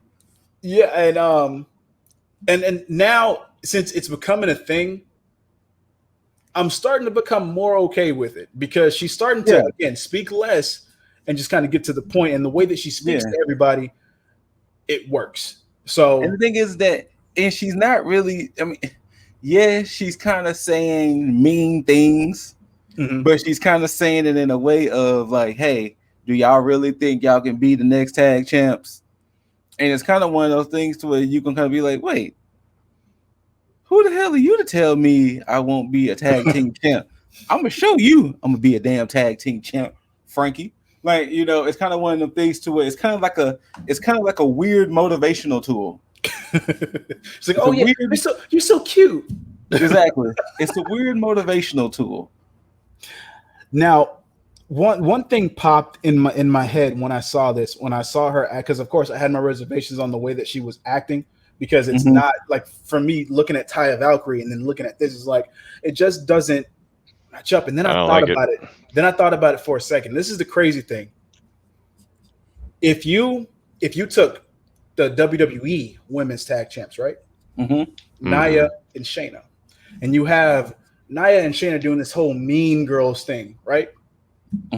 Now do this. Take away Shayna. Insert Frankie Monet.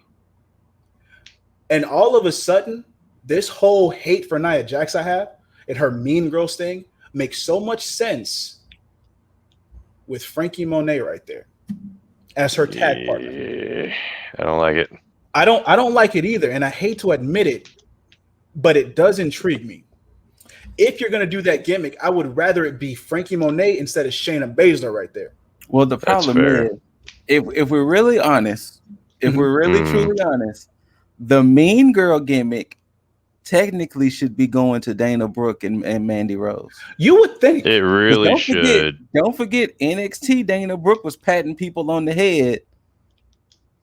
In NXT, Dana Brooke was a little more dominant. Yes. So, I mean, she's like a legit bodybuilder and everything. She should be taken more dominantly. But, you know, damn, we'll see at some point. You could have put Lacey Evans, Dana Brooke, and Mandy Rose in a squad together, and they could have feuded with the Riot Squad, and that could have been a whole thing. Like, you know what? Let me stop. I'm not doing the main roster fantasy book and shit. But either way, Frankie Monet is starting to grow on me more.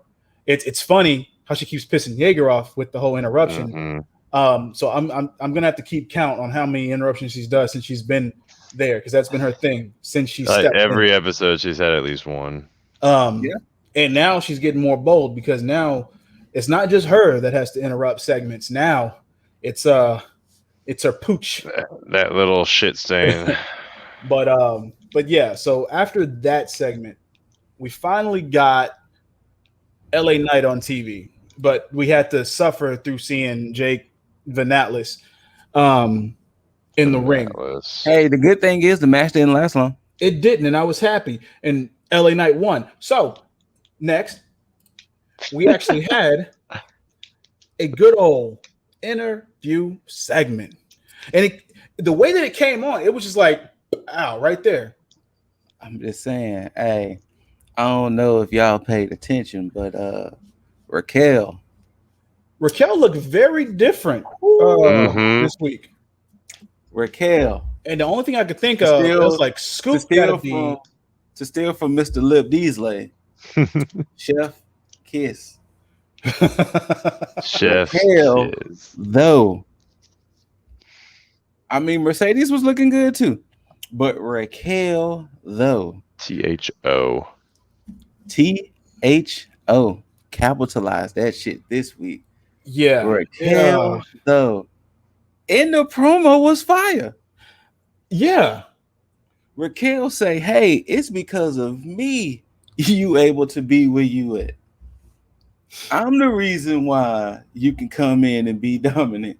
Raquel looked it up and said, hey, Chica, your bar was here. My bar is here. See, and I did this in a year. bars. And that's what I love about Raquel's rebuttal to Mercedes is I set the bar for you. And the way that she said this, said, yeah, you did set the bar, but you set it down here. You set it down I here. picked it up and put it all the way up here. Here.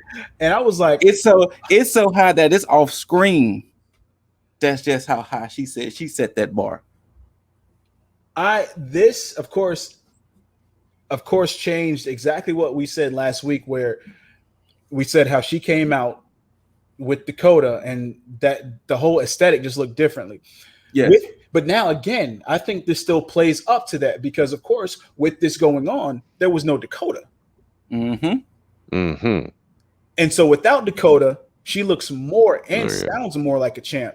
But then with Dakota there, it's almost like, okay, something has to be up because I don't. It's no coincidence. This has to be by design. Yes, because there is no way how you can go from 1 week looking like this and then the next week all of a sudden you are definitely in like championship status now, to the point to where even Mercedes looks more of a championship competitor, even more so than she did when she was going after Io with that threat match with Io and Tony. So this whole segment did this feud more favors than they know. Yes, I agree. Because now I'm more intrigued with this match, and I think Mercedes is the perfect challenger. Yes, to boost Raquel's stature, even though she doesn't need any more stature at this point. No, she doesn't. I mean, stature. Raquel though. I mean, you was looking just like you. Like you. And I think, and to that point, Scoot, this is what I think with Raquel. I think because she has that stature and she is aesthetically pleasing at this point, her being a face champion for NXT works way more in her favor. And I think is going to do her more favors moving forward when she inevitably goes to the main roster. I think, honestly, this is the way I see it playing out. Since Tony is enthralled with Zoe Stark, and Zeta and all of that, we're not going to discuss that part. I think what's going to ultimately happen, and I do not want this to happen because we don't need it to. I think she's going to beat Mercedes, and Captain Coda is going to betray her. Oh, and that's going to set up probably the takeover match between Raquel and Dakota. Okay. And from there, that can truly establish her as a face, most likely. And then from there, the challengers will probably come after that. But I think so. I think Dakota. You think she's gonna turn into a face after she loses to Dakota? No. I think she's gonna beat Dakota betrays her.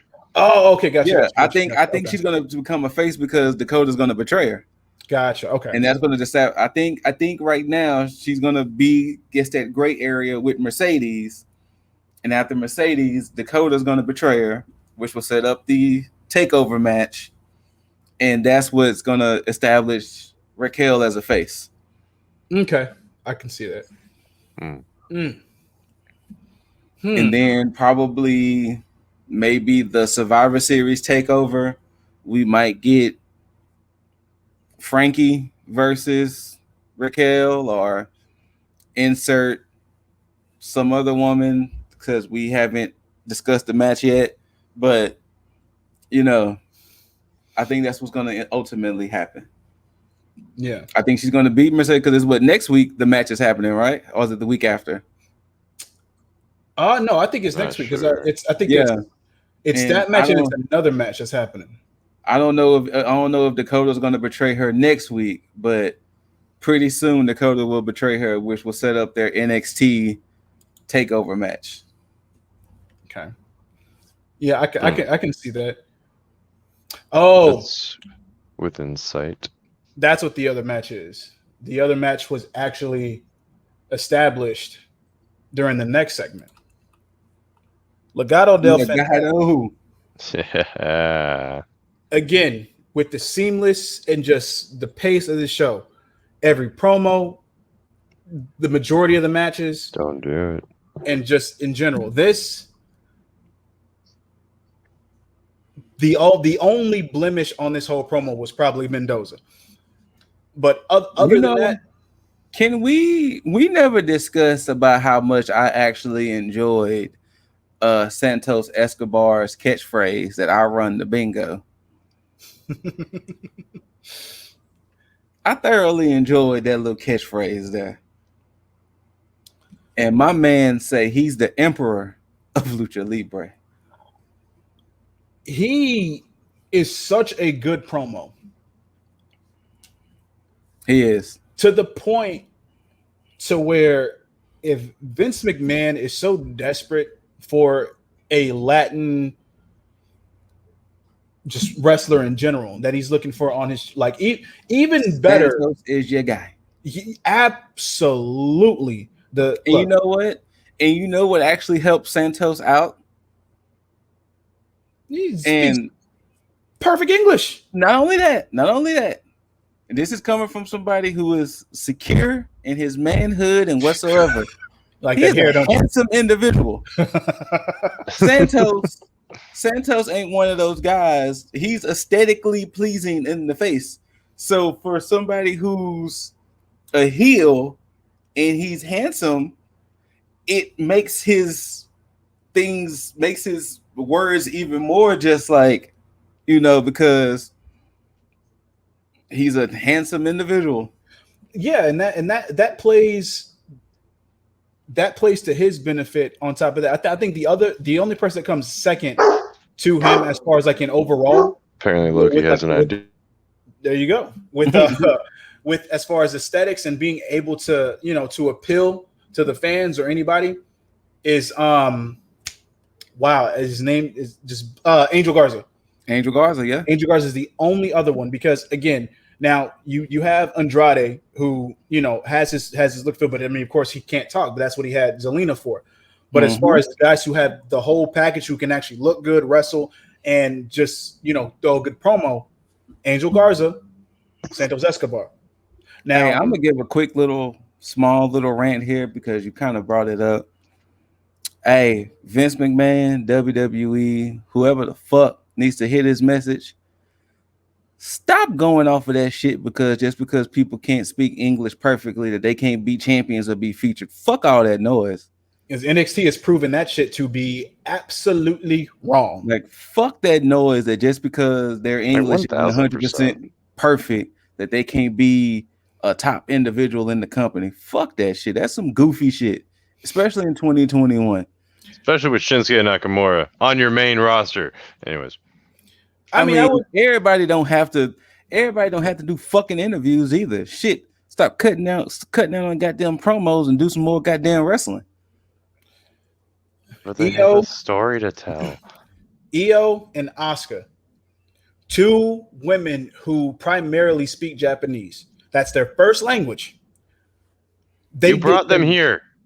They did perfectly on NXT where and all the promos that NXT did for Io with her, like I prefer her to speak Japanese in every one of those promos because they're so play with Asuka. Yeah, they're play with Asuka. When Asuka would start saying her promos and then she starts speaking Japanese, Asuka could be saying, "I want chicken noodle soup with some fried chicken and a cherry Coke," and that shit was sounding gangster because she started yelling at you in Japanese, and you're like, whoa, what the fuck is happening? Just chill for a second. but yeah, I mean that's just, I mean Vince is way too but out the fucking Fantasma. Good promo, and I actually like the fact that it was announced, but they announced it officially as going to be a 2 out of 3 falls match. Yes. So I actually can't wait to see that one. Yeah, so they're throwing more flair into the cruiserweight division, which is crazy. And And again, to your point, School, you talked about Kushida being the cruiserweight champion you never knew you needed. Mm-hmm. As soon as that promo was done, he jumped on the screen and was like, "Yo, We can do this Yeah. next like, week, my guy. Me and and just you. like that, settled." So Done. there's your other championship match. Now I don't know when MSK and Wild and Mendoza are going to have their match, but I mean that's inevitable, clearly. But I'm Yes. pretty sure that we'll see MSK get involved in this 2 out of 3 falls match, and I'm pretty sure that's probably what's going to set up that tag title match. Yes. So yeah, we'll see.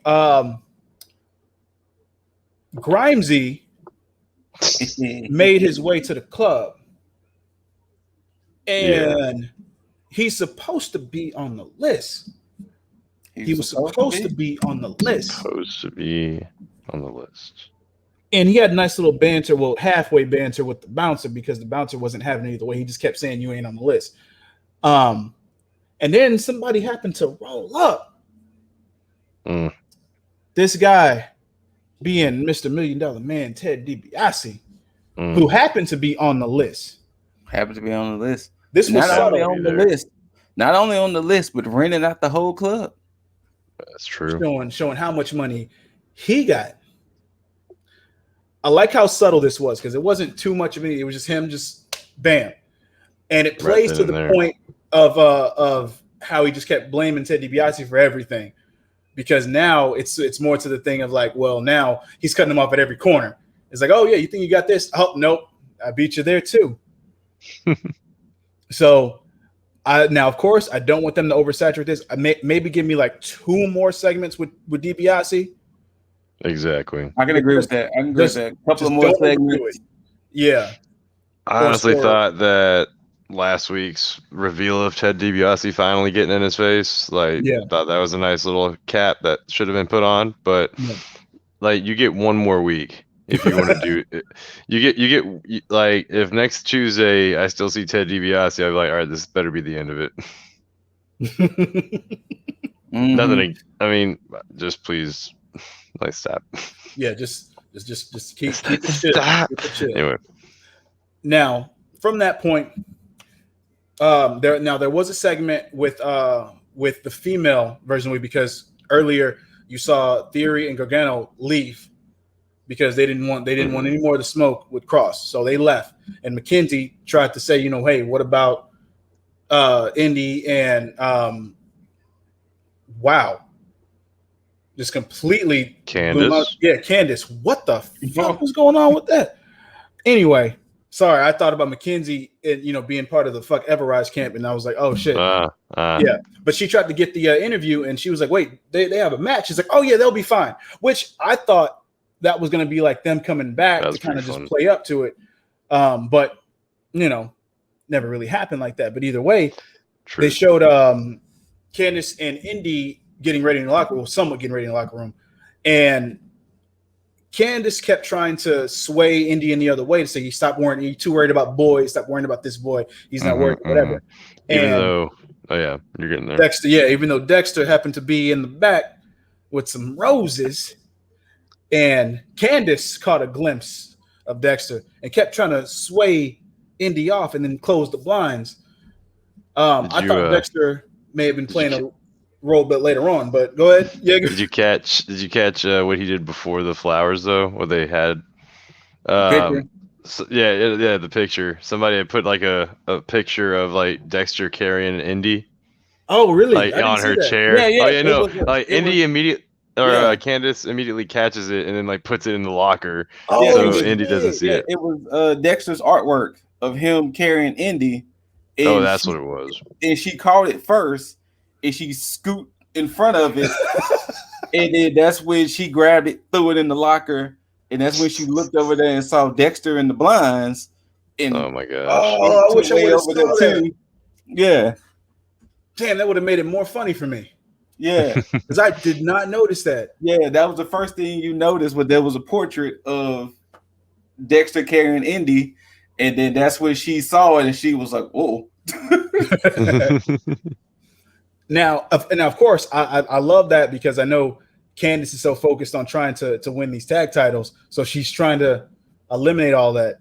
But Right. Can we get to the point to where I'm gonna just say this for a little? Indy was kind of the MVP. Yo. Yes. yeah, She was the shining star that night. I She was was. like, okay, Indy. Yet again, the women are kicking ass and taking names. Again, the women of NXT, baby. Now here's You know what? I'm gonna just say this right now. I don't know who has to book it. There should be a ladies' night of NXT. Ooh. They deserve it at this point. they need a They- NXT evolution. They deserve to have the 2 hours. They deserve it at this point. I'm behind Hell, this. I might go as far as saying give the ladies their own takeover. Yeah, I said it. Give the ladies their own takeover. Because takeover is usually 5 or 6 matches. Raquel defending the title, the tag titles are defended, and you can blow off some feuds. The ladies deserve their own takeover at this point. You know what? And this would You work could in do their that, favor yeah. You could because of definitely the do that. fact that you already have this thing with Mickey talking about how she was thinking about like more for the women, and they were or trying to do an all women show, which I don't agree with because I don't think that they would have messed it up either way. Not the women, just WWE. Yeah, definitely. But their response to Evolution was it was the lowest I think lowest profited Which, I mean, if you looked at it, if you watched Evolution, it looked like a glorified house show. Like it looked like they didn't put no effort into Evolution. Yeah, but the matches on Evolution, oh no, the matches were great. Good, absolutely. But even Maria Kanellis recently came out and was like, Steph, I don't know if you don't have as much pull or whatever, but how come there's only been just one woman's pay-per-view? Yeah. And this is where NXT can shine because they've been the ones to kind of revitalize a lot of things in your house, Great American Bash, War Games, and been able to make it more innovative now. And I think because their women's division is the best right now, period, across the board. Period. Show me another better one. Show me a better women's division, please. You could easily have this, and you could still have some of the main roster women come and feature on that show. Yes. Now, not overshadow the show completely. I'm giving like maybe 2 matches, but NXT has to overrun that entire show completely. So, but yeah, especially since they have their own tag titles, they have their own women's title. Period. I mean, that's. And then you got NXT UK, so there's no reason why you can't have that integrated in that as well. So exactly. Like, yeah, book it, Trips. You're the man in all this. You can do this. I know you can. Do the thing. You've done the Iron Woman match. You've done a women's takeover. Yeah, you got do it. Takeover Evolution.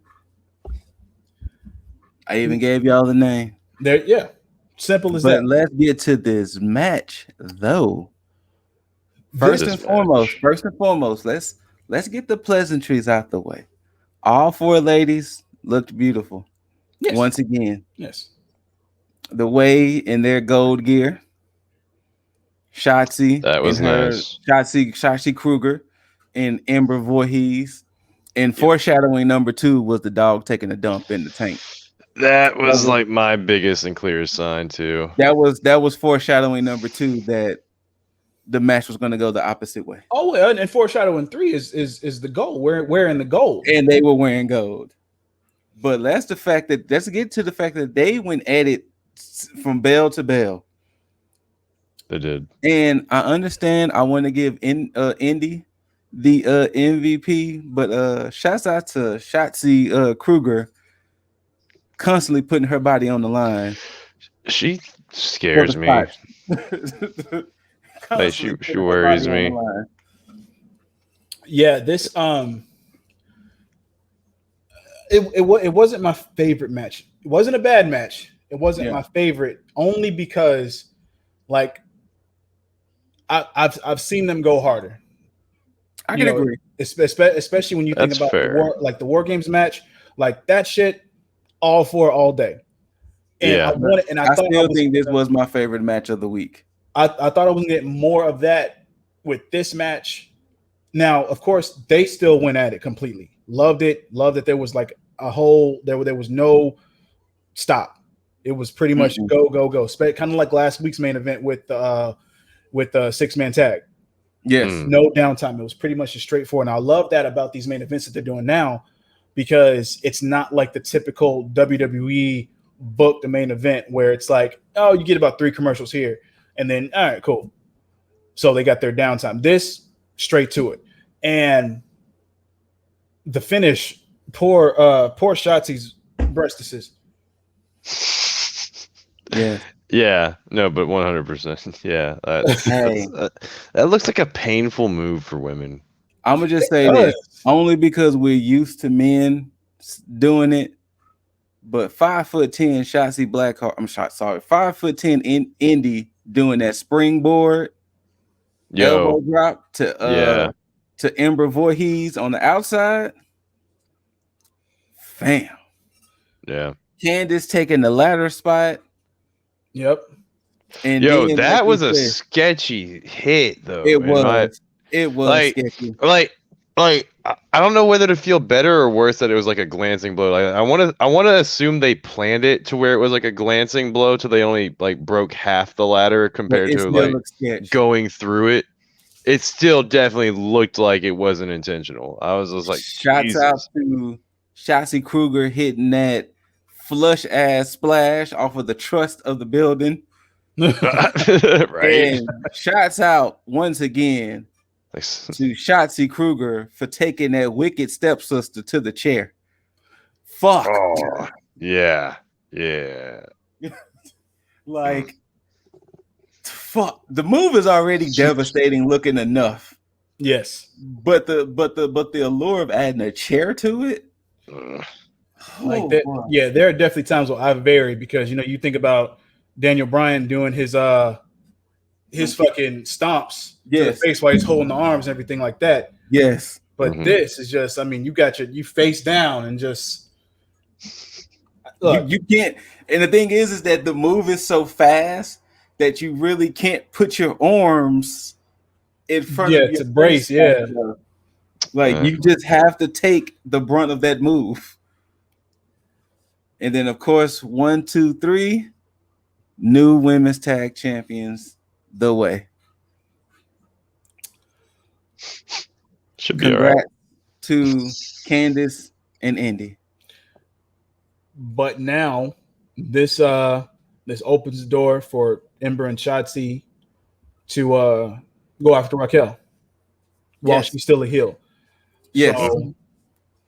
So, that's 2 more. Which of course, Jaeger, I know you don't want to hear it, but of course, I don't think Shotzi's gonna take anything off of Raquel. Nobody's gonna take anything off Raquel anytime soon. She's gonna get at least 5 defenses. You think before she loses that title? At least 5. At the very least. I think my feelings, what I really want. I want Raquel to hold the belt at least to Royal Rumble. That way she can debut in the Royal Rumble. Okay. So I want her to, if they're going to debut Raquel, I want her to debut in the Royal Rumble, and I want her to have a performance like Bianca and Shayna did. Man, like, I don't know how many she doesn't times have to win. She doesn't have to win. No, that's fair. I just want her to have a very dominant performance of, like I would say what Bianca and Shayna tied the record with 8. I think 8 eliminations. I want to see her get 10. That'd be cool. Wow. What? So that's what I want Raquel to do. I want her to at least stay in NXT long enough to where she debuts at the Rumble next year. That's fine. Shit. What if she's the one that takes the title off of Bianca? Ooh. Don't give me that dream match. would you put that evil or that magic on him? I'm just saying, look, because SmackDown is primed and ready for her at this point It because is. Rhea's on Raw, so the only other way to go would be to put Speaking of, it's not too early, but justice for Rhea Ripley. Oh no, it's not. I'm early at all. sorry. It's never too early to demand justice for somebody. I'm sorry that you debuted and this is already happening to you. I'm sorry, but justice for Rhea. I mean, unfortunately, Rhea, everybody runs into Charlotte. Unfortunately, you ran into a sequel. But just imagine how Asuka feels. So upsetting. Asuka's like, I can't get away from her. Seriously though. So, justice for Rhea. That line is just. Mm. Not the line. That list is just getting long. List. Yeah. No. Look. WWE gonna have some explaining to do eventually. I mean, they've been due. I mean, they've been due, and it's gonna come. It's gonna come. But somebody who has some immediate explaining to do. Scoot with the news is that, but Tony Khan and AEW. But before we get into that, Scoot, what you got? Triple H quoted, not having a narrative where it's constantly about an imaginary war, not having a narrative where it's just constantly about an imaginary war or this imaginary battle.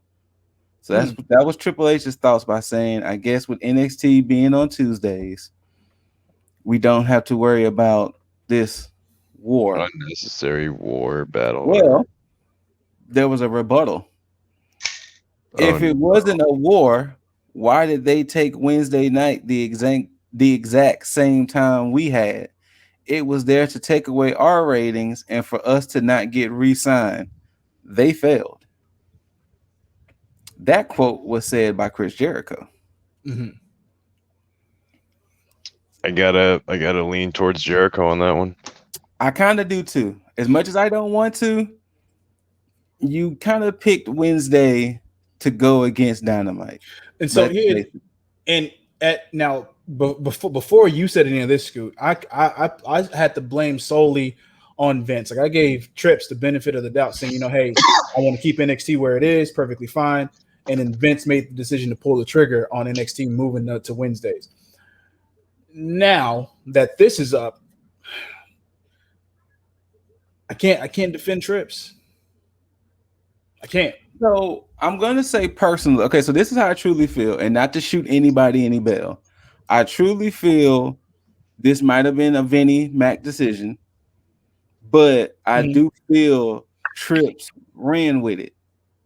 Oh, absolutely. Now, absolutely. do I officially think they were trying to not get AEW re-signed or anything like that? No. Mm-hmm. I don't think, because if that's the case, then he would have moved SmackDown to Wednesday or some random shit, or it would have been some special episodes of Raw that would have came on Wednesday. So I don't think that they were trying to kill AEW in a sense. I just think it was just more of an experiment. Like a strategic business experiment.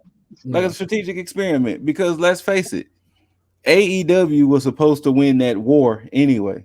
NXT wasn't supposed to ever beat AEW. So those few times NXT beat AEW in ratings, I'm pretty sure that didn't sit well with AEW. Yeah. Because NXT wasn't supposed to lead the network. I agree with that too. I 1000% agree with that. I mean, I do enjoy that it's on USA, don't get me wrong. Yeah. But NXT was supposed to stay on the network. So I just think it was just more of a, hey, let's see if this new company can truly survive. Let's put it up against NXT. That way we can give NXT people time to shine, and let's see if AEW can really shine. Yeah. And they quote unquote won the war, and now both sides can move on with their life. True enough. Yeah. I gotta lean your way on that one. Yeah, that's what I honestly think what happened was because Jim Cornette said it best. Jim Cornette said if this was a true war, it would have been way more crossover episodes. There would have been too many Raw and SmackDown people on NXT if they really wanted to go to war with AEW. Yeah, because that's how it started. Yeah, when NXT moved to USA, yeah. which is, I mean, it was so obvious. I mean, with the whole integration of NXT Yeah. and Survivor Series for the first and only time Well, ever. the only time, exactly. So yeah.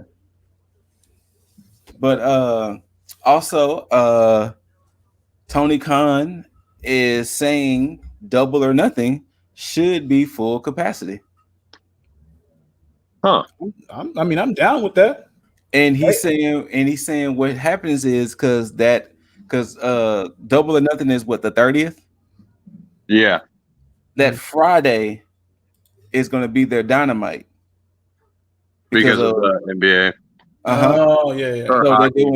So he said because of that, they're going to try to make a whole weekend of it. Friday will be Dynamite, Saturday will be a fan fest, and Sunday will be Double or Nothing. Huh. Okay. And depending on how much them tickets are, I don't mind taking a drive to Jacksonville. You know what? But I guess it'll be too soon because it is at the end of the month. But yeah, when Tony Khan says that, I 100% believe him, mainly because they were the first company to actually try to integrate fans slowly but surely. So yes, they've had a whole bunch of trial periods to be like, okay, you know what? We've done this long. This works.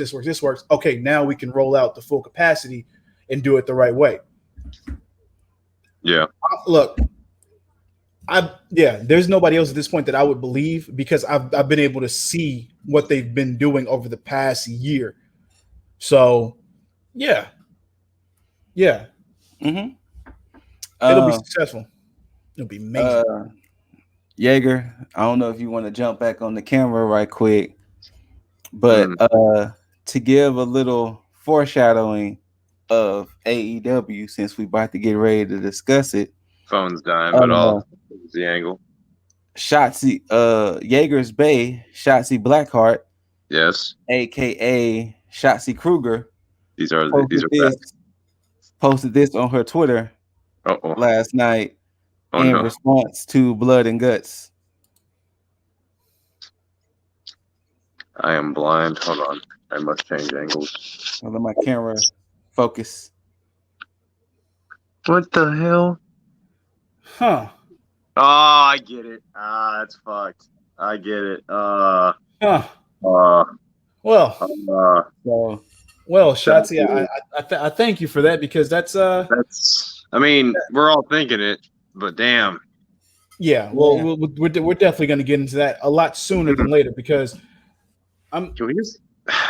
No, okay, you know what? Let's just speed run what happened with. We are because normally I come on here and just like you've seen on different NXT, I put up the nice little banners that'll show you what came. We're not going to do that. Yeah. We're actually powering through this, right? First match doesn't fucking matter because the segment from the previous week. I mean, tell them who at least wrestled. Oh no! I am. I'm just saying because a segment from last week didn't matter because it was a stupid segment. You get your chance to get whatever match you want, and then you choose this match for whatever reason. Yeah. John Moxley and Eddie Kingston go against Kenny Omega and MT Nakazawa. At least it's for what? It does nothing. There was no title on the line. There wasn't shit. There's no stipulation. All this did was further shit that was already going on. Kingston said, "Give me a tag match with Kenny." That's all. They won. Well, Kingston and Moxley won. I mean, yeah. I'm about to sound real fake as fuck right now. Shout outs to the Young Bucks coming out there. You know what I'm saying? The Bucks, especially Matt Jackson in that fit though. I think Ski-Bone said Matt Jackson was wearing a shower curtain. But of course, the whole elite. I was on board with Matt doing what I honestly at first thought was that like romper shit that women do, like the shorts, like the guys wear that shit. Certain demographics. Anyways, I thought he was pulling that shit off, and as soon as I saw him actually take the shirt off, I was like, okay, thank God, because Jesus, no, don't. I mean, that's like you're going too far into your heel work here, Matt. But, you're starting to lose me.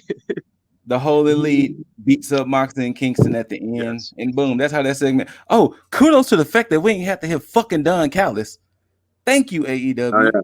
Oh, yeah. We did have Don Callis in the beginning.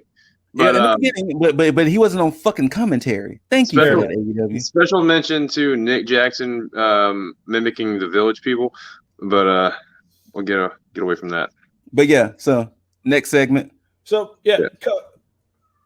Cody and QT Marshall don't give a shit. Look, Cody, you're better than this. You're better than this. Wait, Cody. Quick question: when did Cody get busted open? I don't know when it was, but all of a sudden there was blood. Because all I know is it was boom, crossover 1, 2, 3, Cody bleeding. I'm like, what did I miss? Oh no, he had been bleeding for like a minute, but okay. Yeah, I guess I just wasn't paying attention too much to that. Look, John Bradshaw Layfield and the other wrestling guys just figured that he was going to open up at one point, so they just said, "Hey, fuck it." You know, I don't think I've been able to see Cody in like a big match and not get busted open. Yeah, that's what I'm saying. But the point is that why was this considered a big match? Because it was at Blood and Guts, and you got to bleed at Blood and Guts. and there was a lot of it. More to come. And then of course Anthony Ogogo gut punch covered him in the British flag. And they tried to play it up on commentary by saying, you punched a man, and one who was already tired. Whatever. Okay. Yeah, right. They tried to cover for Cody. Stupid. Again, AEW. I love AEW. Tony Khan, love the company, everything. But this, by AEW. far, I feel like I'm the uncontested simp for AEW. And fuck, guys, fuck. This was a special. You gave me Mox and Kingston on a newly formed tag team, and you might as well have just done the jobber, given them random jobber 1 and 2, and then had the fucking elite run in on them. That's all you had to have done.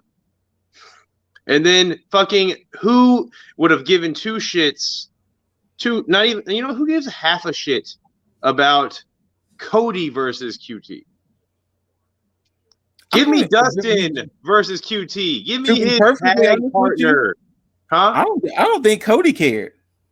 I said it. I have no fucking clue why Cody was the guy to face QT at this. This should have been Dustin's match. Yeah.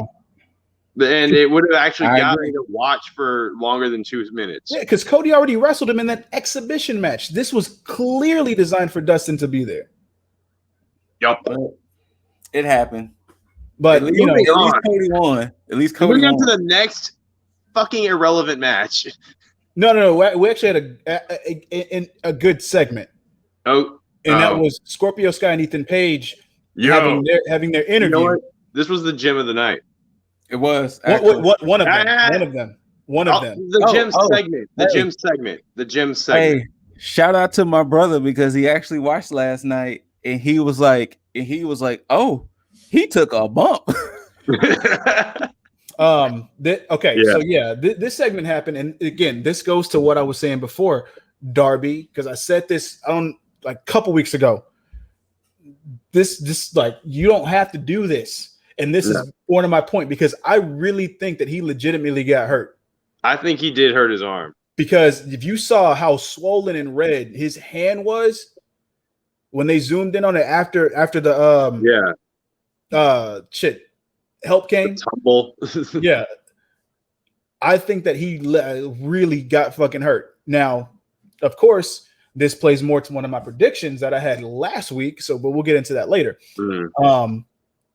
But from that point, we had a fucking squash match, which again, blood and guts, and you have a squash match. A fucking special. Britt Baker versus a debuting Julia Hart, who looks so innocent. Debuting Julia Hart. Give me Diamante. Something. Give me somebody that's not. Oh, this is their first AEW match. Like I get they're trying to prolong the Britt Baker versus Sheeta match, but I mean, if you were gonna have Britt Baker on TV, you might as well have had the Sheeta match. What is their plan for the next couple of weeks? I mean, I guess they're just gonna build to it and then have that on the pay-per-view. I guess you can have still Baker. Away. I guess you could have Baker run in on Sheeta or something for the next couple of weeks, or just cut promos left and right. But there's got to be a match for one of them between. Sheeta could have pretty sure. I wouldn't be surprised if we get Sheeta versus Reba for Probably. the fuck of it. You know what? Yeah, Yeah, on Blood and Guts. could have had. I don't think Reba's clear though. Is she clear to? How long has she had that crutch? They brought that up. No idea. That she keeps spawning crutches. Yeah. They said like the crutch is now like part of her body or something. Jeez. So yeah, I'm like, I mean, we still have 3 Dynamites until no. I mean, it's not Blood and Guts to Double or Nothing. Yeah, 6 hours of wrestling there, bud. So I don't know.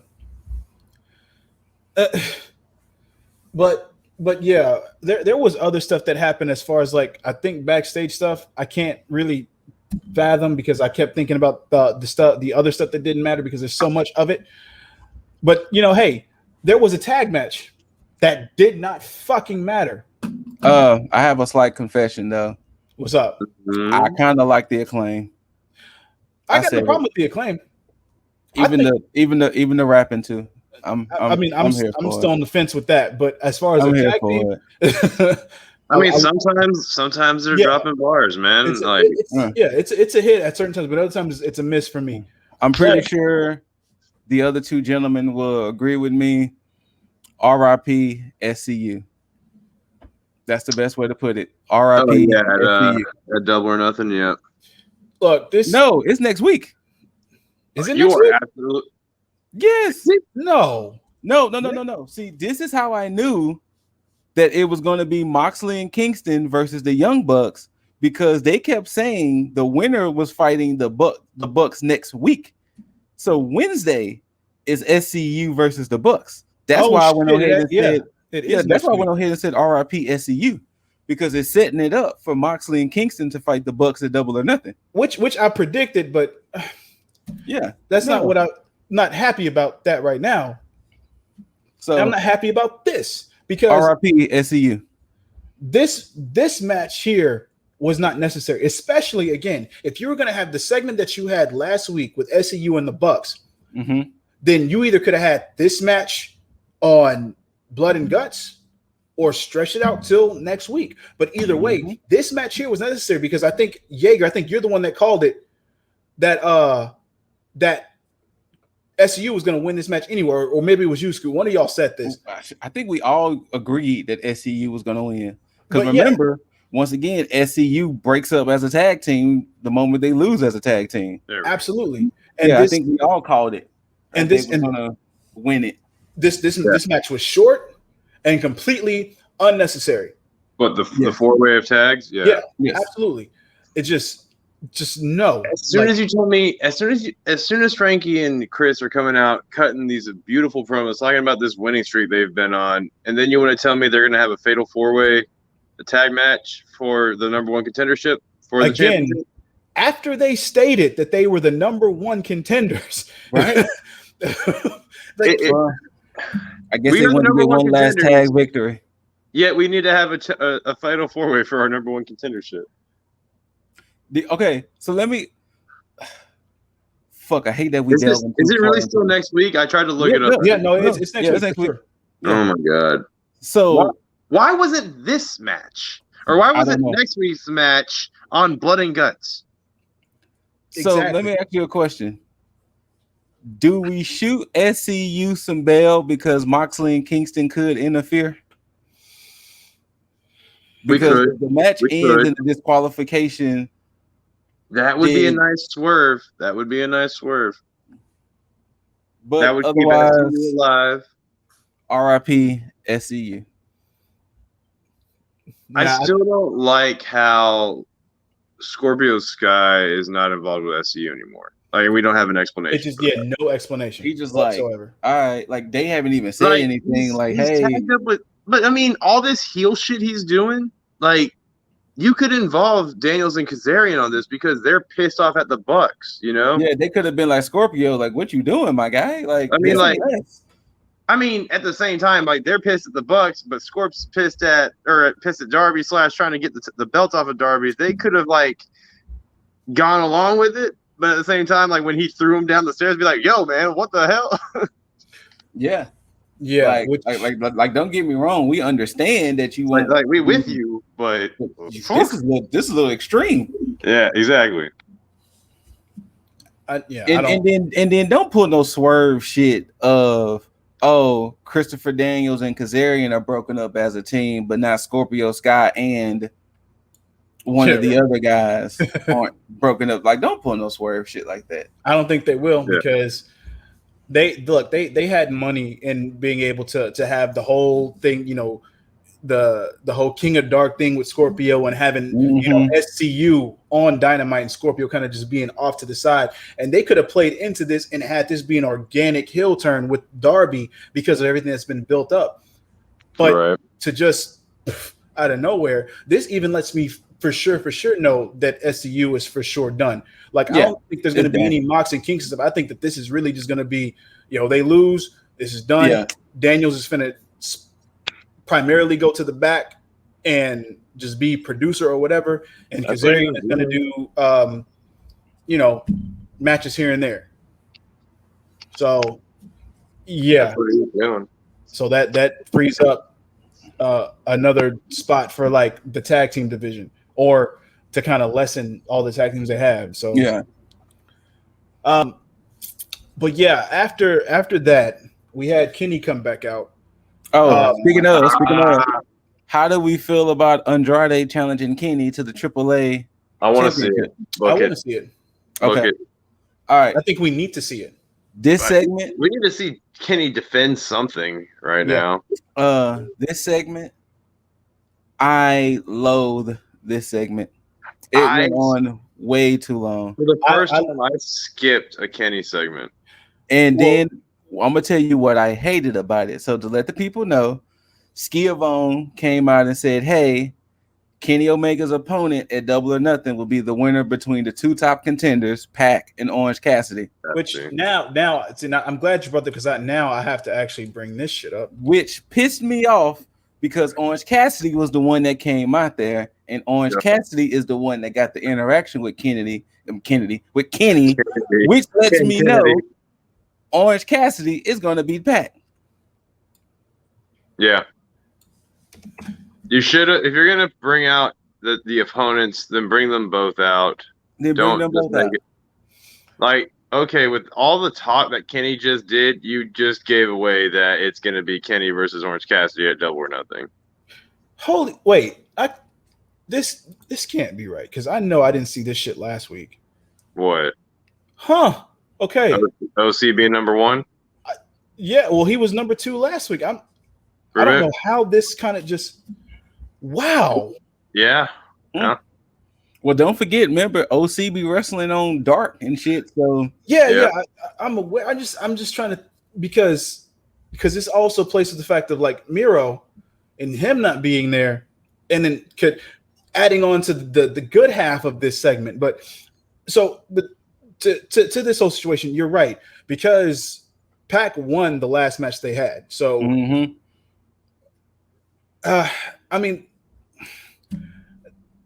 they should just go ahead and just give us Pac and Omega because I mean, Pac. They've already stated Pac had beat Omega plenty of times before, and this would be the perfect time to just go ahead and say, you know what, hey, Omega's going to win this. But at least we get a good fucking match. Not saying that OC's not going to give a good match, but I mean, it's one of those things where it's like you're expecting Orange to lose, especially in this capacity because of everything that's going on. Now, yeah, Orange said nothing in this whole segment. I mean, they stole your Ray-Bans and everything, and you just like stood there, my guy. The Orange Cassidy editions, Like, Yeah, and freshly squeezed editions, whatever. I halfway expected, Orange to come out there and actually say something. Now, this is something that you could have actually done right now with as far as a feud. You could have had Mox and Kingston kind of be off TV for a little bit, and you could have had Best Friends feud with the Elite because again, you got Trent, and Chucky could have been feuding for the tag titles against the Young Bucks, while Cassidy was feuding with Omega, and it would have made more sense to where you had this match in itself, and then clearly have Cassidy lose, and then bring in Mox and Kingston. So all this time you've had the Elite do their whole thing and all this other shit. You've had plenty of time to shoe in this and make this shit make sense, which could have added to the whole thing of Kenny defending his title while dealing with the whole Impact shit. This could have been an easy defense for him during that time. Agreed. But they don't pay us to book, but not important. What is important is Miro coming out. Wait, hold on. Before we continue, the missus did send me a article. Apparently Jericho made comments about the whole AEW Impact partnership. And the things to pull from that is Jericho said he ain't going to Tennessee to go film an Impact. He said they got Kenny and they got Private Party. That should be good enough. It's not our roster is too big for us to be worrying about an invasion for Impact. So, but I mean, they don't need an invasion angle, but like you can just because you had guys go over there, you have guys going over there in prominent roles. You had Private Party going over there to compete for the tag titles. You have Kenny going over there to compete for the world title. They're in prominent positions. You could have easily just brought people from Impact over to Dynamite and had them compete on Dark, on Dynamite in certain situations here and there. It doesn't hurt to have that happen. Look, this is one time where I have to disagree with Chris on this one. I do too. Because hold on, let me find it and I can read you kind of verbatim what he said because it sounded almost kind of mean-spirited. Hold on. And arrogant as hell. Okay. It said basically during the interview, our roster is jam-packed as it is, and I think our involvement with Impact has been pretty much what it should be. I'm not saying this in an egotistical way, but AEW is a completely different level than Impact is. So anything that we're doing with them benefits them a lot more than it benefits us, in my opinion. And I think the fact that they had Kenny Omega there, they had Private Party there, that's a bonus for them. Chris Jericho will never go to Nashville and work in an empty studio in front of somebody. There's just no reason for me to do that. If these guys come over to invade, who are they going to bring? With a question mark. If we needed to make it big, we could. But right now, our roster is so jam-packed and we're doing such a great job of creating our own stars as it is. You could always do an invasion at some point, but I just don't see why that really benefits AEW right now when we got so much going on and so many of our own guys who are really breaking through to the next level. I want to keep the focus and spotlight on that. And now, hold on.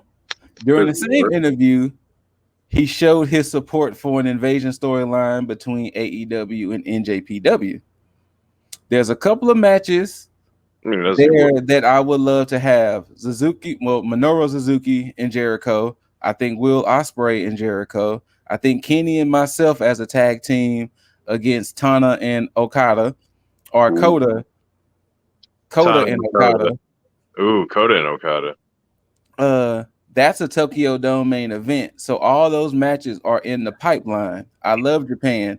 I've been there 60 times since 91. And when I was there gosh, 1,000 years ago, January 4th, 2020. I guess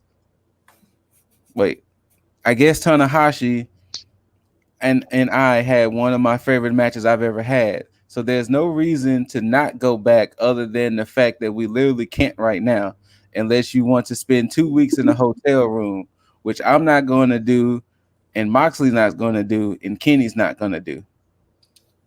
Okay. So he supports the AEW and NJPW invasion, but not a AEW and Impact invasion. Okay, now.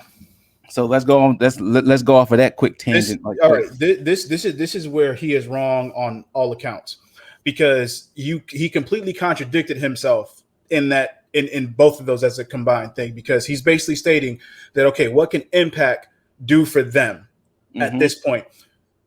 Impact has done stuff for AEW. They've given their main title to the top guy in AEW.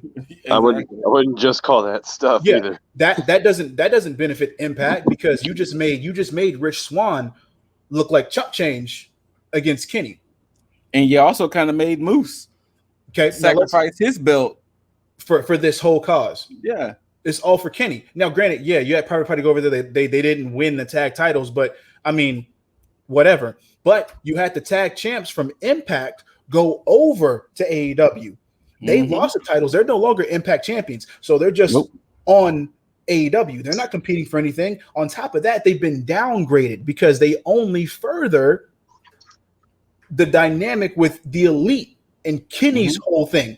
That's an added bonus. So again, that's something that Impact is doing for AEW. Now, let's take the speaking of, I think it's tonight. El Phantasmo is supposed to debut in Impact. But yeah. Well, yeah, we gotta come back to that. Now let's take the aspect of Chris Jericho talking about how he's so willing to go to New Japan. Here's the thing. You say, look at the Impact and AEW dynamic. Now let's look at AEW and New Japan. There's some similarities there. New Japan doesn't need AEW. No. Anything that anybody from AEW does in New Japan benefits AEW. It doesn't benefit Japan. Simple as that. The only thing that New Japan benefits from, as far as from an AEW standpoint, is Mox being the U.S. champion. Yes. Because that's him doing his job as the U.S. champion. It's almost like he's being an ambassador for New Japan in America. He's doing his job. That benefits both, but that's solely on Mox. It's nothing. That's not an AEW thing. They're just giving him a platform to defend his championship if he needs to. And this is the only first defense that he's doing next week. Yes. But you have Jericho and Omega go over there in the tag match and you didn't say go and just wrestle scrubs. You said Will Ospreay. You said Okada. You said Kota. You said Minoru Suzuki. So who does that benefit? That's not to say that Chris Jericho is a low tier name. But you're coming from considerably. It's a low tier company to a high tier company, just like you're stating with Impact and AEW. So there's a contradiction there. So you can't sit there and say you haven't done anything, that Impact is benefiting from this, because what does New Japan benefit from with you going over there? That's my problem, and that's where I have to disagree with Chris on that one. You know what the funny thing is, though, is that you kind of see a change, because Impact's feeding us kind of like the same way we're still feeding New Japan. Or I keep saying we, like I'm not signing anything. But AEW is feeding like New Japan. Like they just cut a great Moxley promo for that US title that he's gonna be defending. Quick question with that promo. Yeah. When did Yuji Nakata call Moxley a little punk? It's a great question, because I thought they would have showed the clip where he does. I was mad confused when Moxley said that. I was like, did I put miss words something? in this man's mouth? Do you want to fight this man because he called you a punk of all things? I was like, I must have missed something, because I did not remember hearing him calling him a little punk. Yeah, I never caught that either. Okay, I'm glad that I wasn't the only one who felt that. Like punk, like when did he say? Hey, Mox hit hard on it, so I mean, that's just how Mox does on all of his promos. That's very true. Yeah, no. But yeah, that's. I mean, I'm glad that you said that, Scoot, because I mean that whole situation that did kind of set me off a little bit because that's gonna feed the fuel to me and Chris Jericho for a second when we get into that. Wait. Hold on. Before we go into this. Oh, we still got one more thing before we get into that. Okay, I was say because I'm gonna let you kind of cool it down. Does Miro take the belt from Darby? So yeah, this is what we were talking about. Yeah. Oh. So yeah, this was another good thing on the show. And look, last week I predicted this. I said one or two things were going to happen, and one of those things I predicted was Miro coming in, challenging Darby, and complete just mauling him. Darby got hurt, or either probably legitimately. I believe legitimately. I think he really got hurt. I mean, he hit them steps kind of hard. Yeah. So again, now Miro has a reason. Now they got storyline reason for Miro to come in and just completely body Darby. But then the funny part is, what does this put Scorpio Sky and Ethan Page? You see, that's why I think Sky's gonna win before Miro does. We'll see. They because Miro even in top 5 standings yet? Miro, no. Exactly. So he's got to build up his win loss. No, he's already getting a match though. Against Darby? Yeah, next week. Oh yeah, you're absolutely right. My bad. I completely forgot about the match the guy scheduled. Scorpio. Yeah, remember he came out there and said he had a signed contract, but he said whether Darby is there or not, he gets the title shot. When was that contract signed? Right. Yeah, I think. Well, I think he though. I guess when he did the promo, I think because he brought the paper out, and I think he said that was like AEW management or whatever. So it's just some backstage shit. But what I think is going to happen is that because of the fact that we're finna get Mox and Kingston potentially winning those tag titles, I think we're finna get Ethan Page and Scorpio Sky bragging about how they took Darby out, and now they can be that team that goes against Mox and Kingston. Can we please have the tie-in where Scorpio Sky wants to get revenge for SCU taking their L?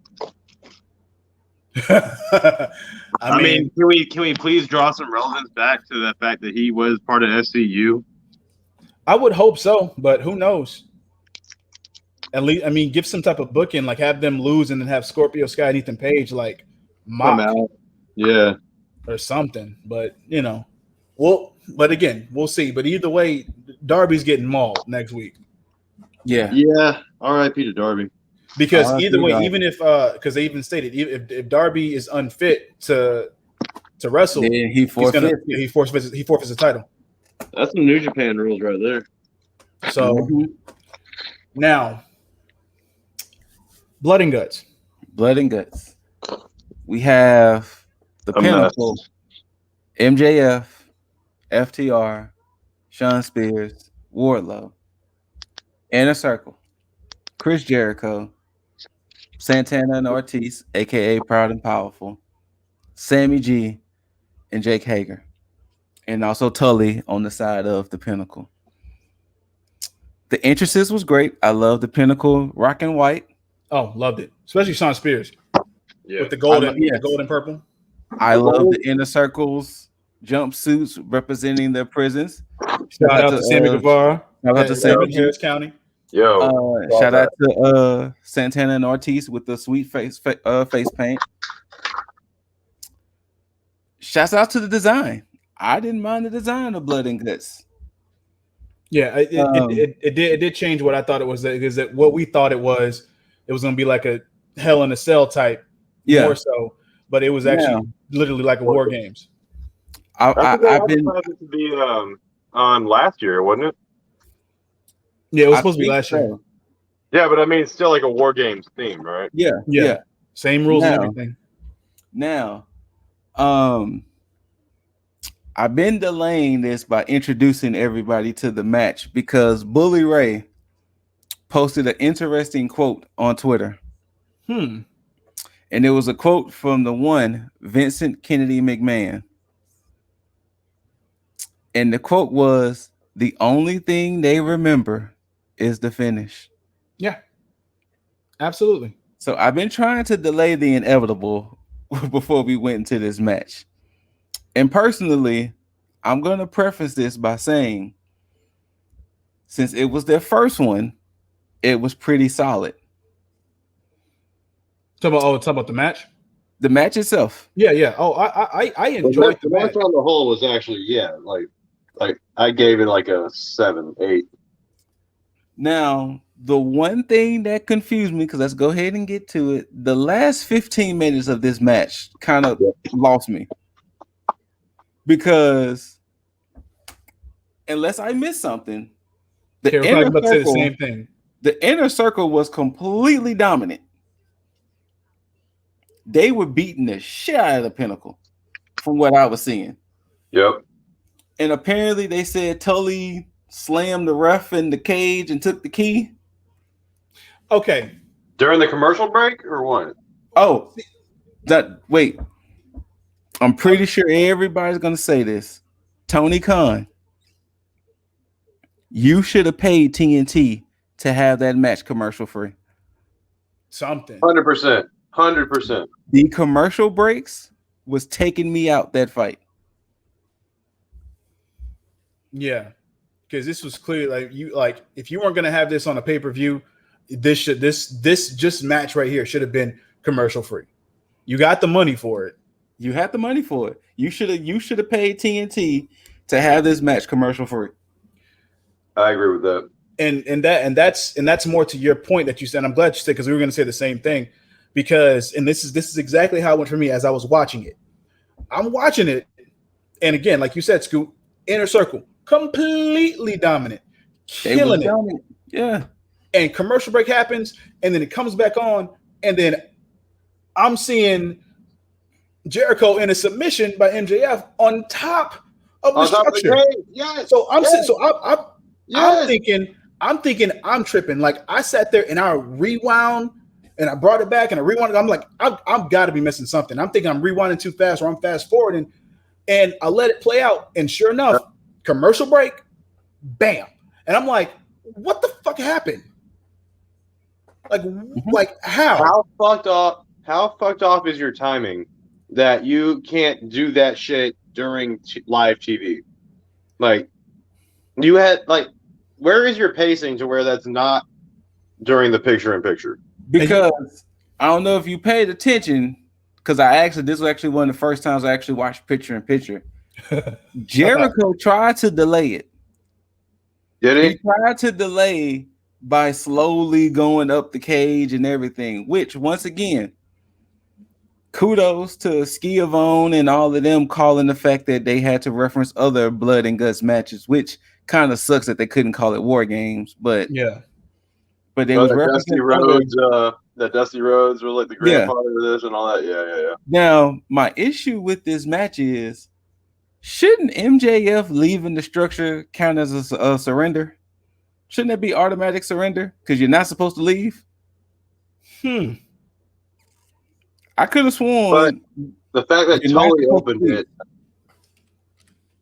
I get that. I get Tully opened it. But you're not supposed to leave the structure until there's a submission or surrender. I think I missed that rule. No, I think it was an old, just established rule, period. Oh, really? Yeah, I think it was just a rule, period, that when the true War Games match it starts, you're not supposed to leave. That's why, once again, I tried my best. I really did try my best not to compare it to NXT's matches. I really did. But who boy? They gave us the blood. Everybody showed guts. You know what? That's what also, like, is it just me or did y'all completely miss whenever they tore up the ring? It was doing commercial break. Yeah. See, another thing. Yeah. We were doing commercial break. Okay, I want to make sure that was when I was skipping through things. It was doing commercial break. Yeah. Was that like the same time that Tully opened the cage up? I think it was the commercial break before that. Oh, okay. No, that was one after, because when they was turning up the cage. After? Oh no, you're right. Yeah, you're right. Before, yeah. Yeah. You're right. You're right. Yes. Now I will say aesthetically, like as far as the match goes, outside of it being a good match, like the Jaeger said, a 7, aesthetic, like looking at it, looking Mhm. at like it looks like they really went in and went at it with each other, like period. Mhm. I enjoyed like because I mean just take it from somebody who's like walking by and seeing something on TV and you're like, oh shit, it's gonna make you stop and look at it, like what's going on. Mhm. Now looking at that shit from beginning to end is a whole nother story. Now let's focus on that one word, end. I want Wait, to. wait, wait. Before we get there, let's talk about the fact that okay, MJF escaped and climbed the structure. Mm-hmm, Jericho followed. mm-hmm. Jericho gave. I don't know if y'all paid attention because I think it was in picture. Jericho gave MJF the clear signal to hit him in the nuts.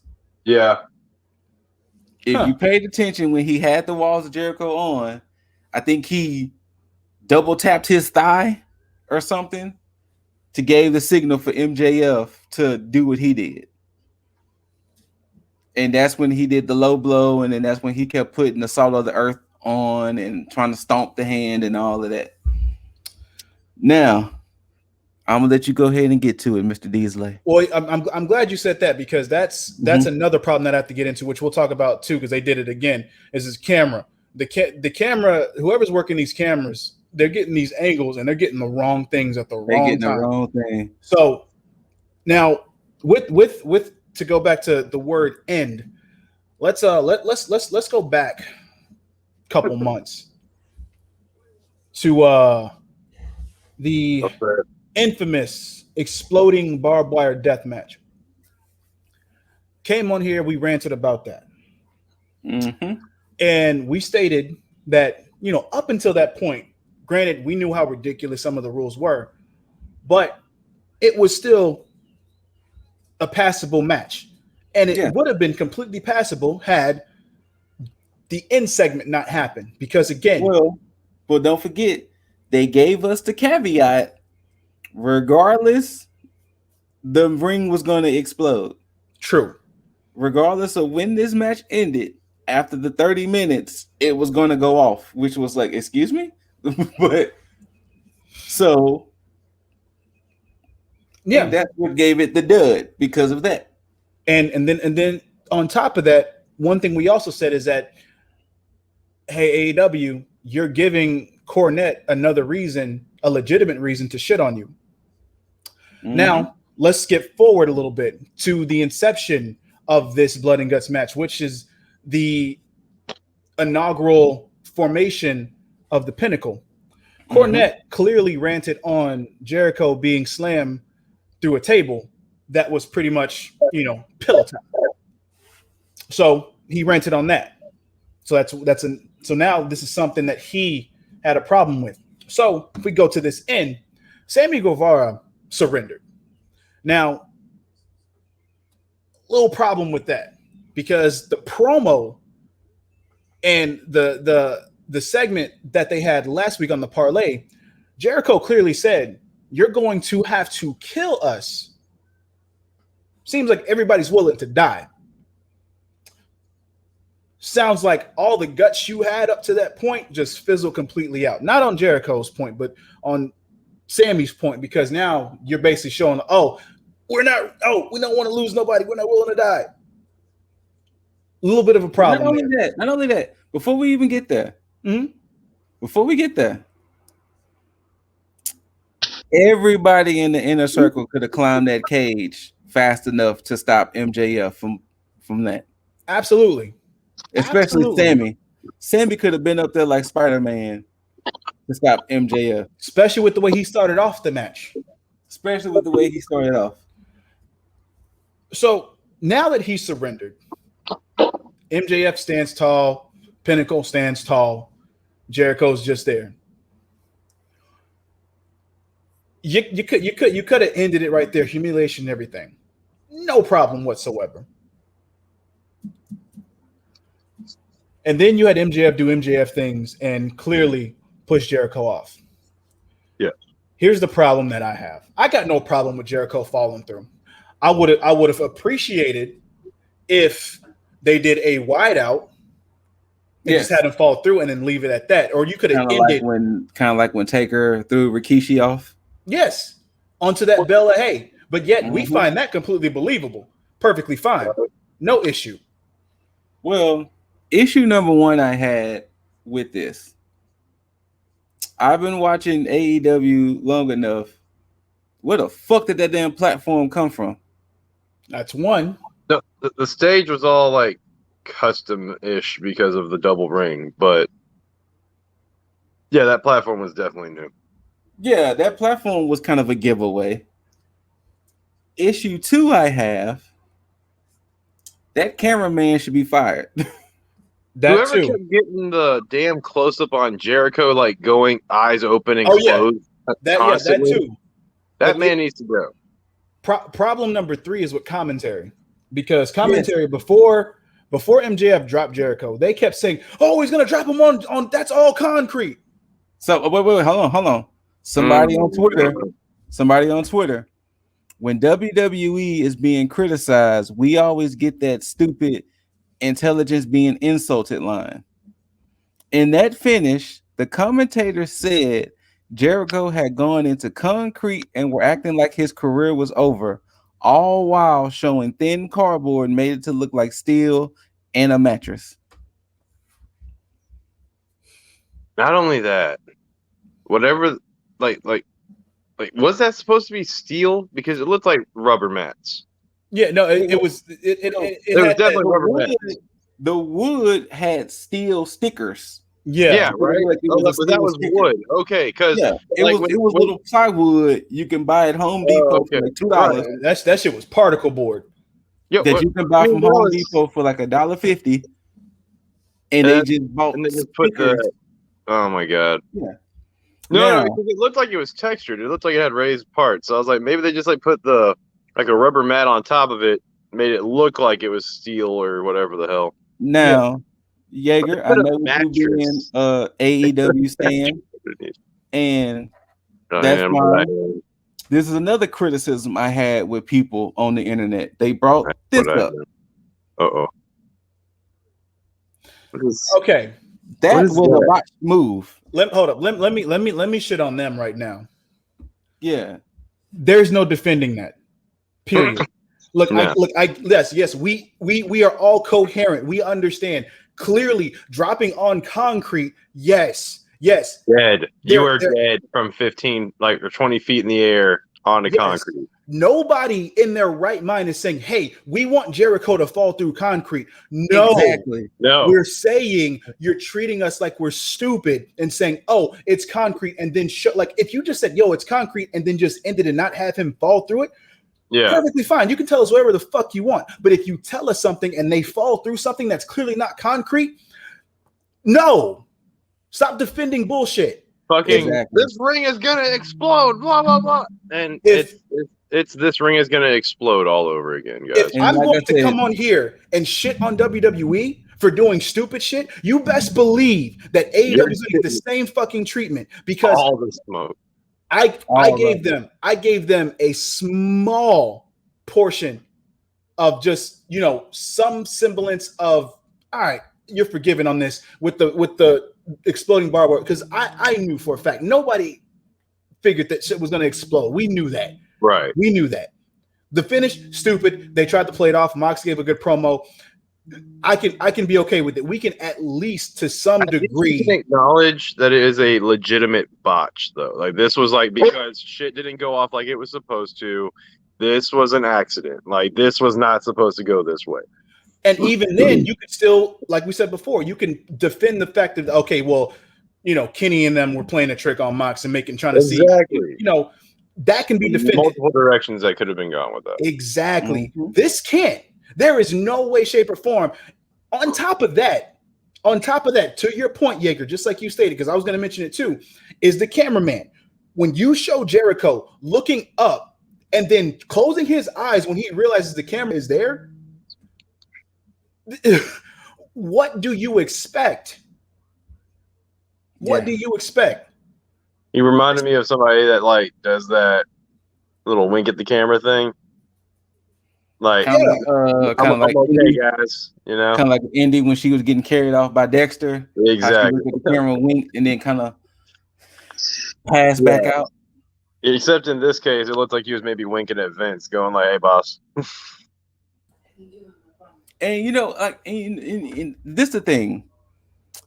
It's unfair to bring up the Matt Hardy situation because that was a legit mistake.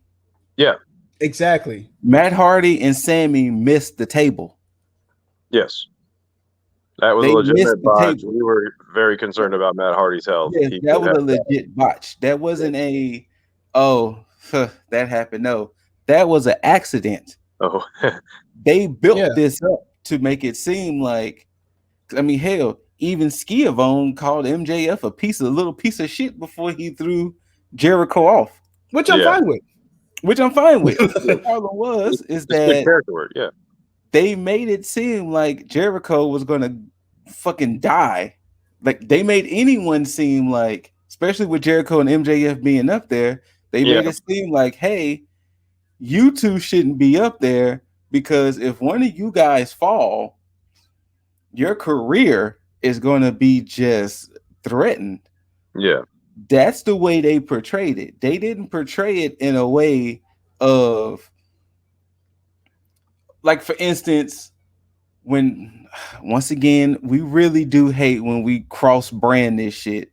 When Taker threw Mankind off the cell, JR's reaction of, oh my God, he's dead, that's a legit reaction because nobody expected Taker to just heave a fully grown human being off of a 15-foot cell. Exactly. And if you were going to drop even at WrestleMania, when Strowman threw Shane off of the cage, it was like, "Ooh, shit, Shane, yo, back."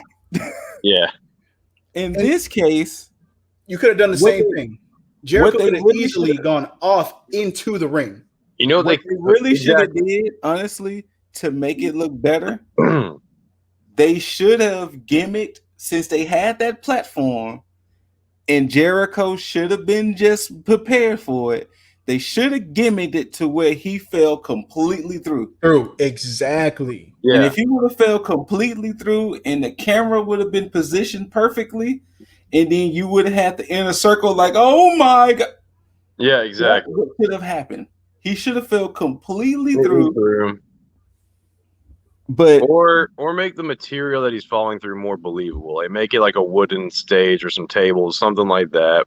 Or utilize your cage that you just put a lot of money into and put Jericho through the top into the ring. Yeah.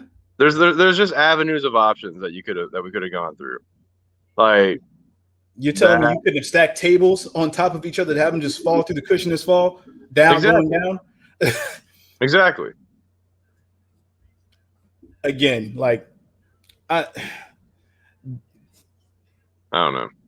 Luckily, for all that we praise on NXT, it quelled my anger because at the start of this, I was ready to go in. Had we started off with AEW, it wouldn't have gone on as well. Rants and raves.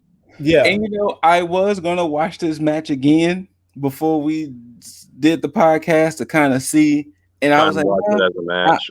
I was fine with what I watched last night because let's not take away for the fact that yes, it was a pretty solid match. There was some botches here and there. Yeah. The one thing that they could have did differently was the whole when both teams rushed each other. Oh yeah. Wardlow kind of jumped a little early, but it's the same thing with Hager. Yeah, Hager and Wardlow kind of jumped early. That's fine. I can live with it. Yeah. Sammy G botching when he tried to go from rope to rope, and of course they sold it by saying, "Oh, the chair shot he took earlier." Sammy accidentally botched. It's okay. I mean, he's still okay. Him and Spears did the balance thing with the Spanish fly on the top rope. Fucking amazing spot. So That really shout was. out to them for that. And like I said, I can even appreciate the fact that they was even mentioning old War Games matches or Blood and Guts matches. It's just the fact that once again, AEW, this is the second time you had a high profile match end in a dud. You can't do this a third time like that. If you do, it's going to be a very, very big detriment to you. Which Can't is be weird. within the year. Which is weird because how the hell did Moxley and Omega in the Lights Out match and Thunder Rosa and Britt Baker in the Lights Out match have perfect spots, but the exploding barbed wire death match and the Blood and Guts match, The high profile matches. hell, even Cody and Wardlow ended correctly with Cody nailing the moonsault from the top. Yeah, But even though he how broke his toe. did- In that cage match, yeah. But you had two high-profile matches in 1 year, like Jaeger just said, that ended in duds. Shit. Yeah. Within 6 months. Yeah, Now, normally, I always ask for our final thoughts. Today's a little bit different. That's only because I got something going on I got to take care of real quick.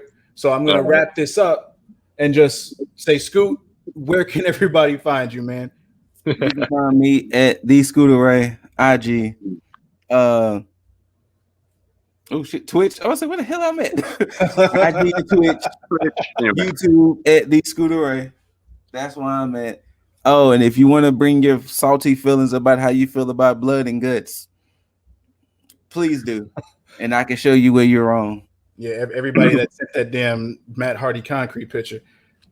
Yeah, Stupid. Very bad. Very bad. Jaeger, where can the ladies of the IWC as well as Shotzi find you? Because you might need some consoling right now. Yeah, I was about to say that. Yeah. Shotzi, AEW fans, Shotzi, Austin Theory, future Austin Theory, because bro, you about to get wrecked. But most importantly, Shotzi, if you need that shoulder to cry on, and you just don't know where I'm at, you can hit me in these DMs right there. Names crawling by Jaeger Bombastic, Instagram, in a way Twitter, all over the place on the gaming. So PlayStation, Xbox. If you want my friend code for the Nintendo Switch, we can work that out too. But y'all got to talk to me first. The mic's open for anybody. If Scoot hurts your feelings, please just we can grab a drink. You can tell me how he said how you just plain wrong, and you can tell me what he said about your mama or whatever else happened. And then I'm gonna refer you to this guy right up here for some words of affirmation and positivity. Yeah, he got like 567 episodes. Yeah, it's positivity. Yeah, of course. Yeah. Lifestyle 1UP. If you really need that positivity, some daily shit, go ahead, get the daily dose. It's cool. But other than that, you can find old Lip Deasley at Lip Deasley at the Twitter, at the IG, at the TikTok, I think, at the YouTube, all that good shit. Ooh. So just, hit me up. And again, to reiterate, anybody who is defending this with the Matt Hardy falling picture, please, all the way off. Please, fuck off. Feel that free was a complete accident with that one. To debate me on this. I dare you. Man. You ain't got to go to Scoop for the smoke. Nah. You can come straight here. It's perfectly fine. Hop on the comment section. We do this shit live. Absolutely. But to my brothers right here, a good old Too Sweet. All day. Hey. And as always, until you hear these beautiful voices and see these handsome faces, as always, you beautiful mother effers, tag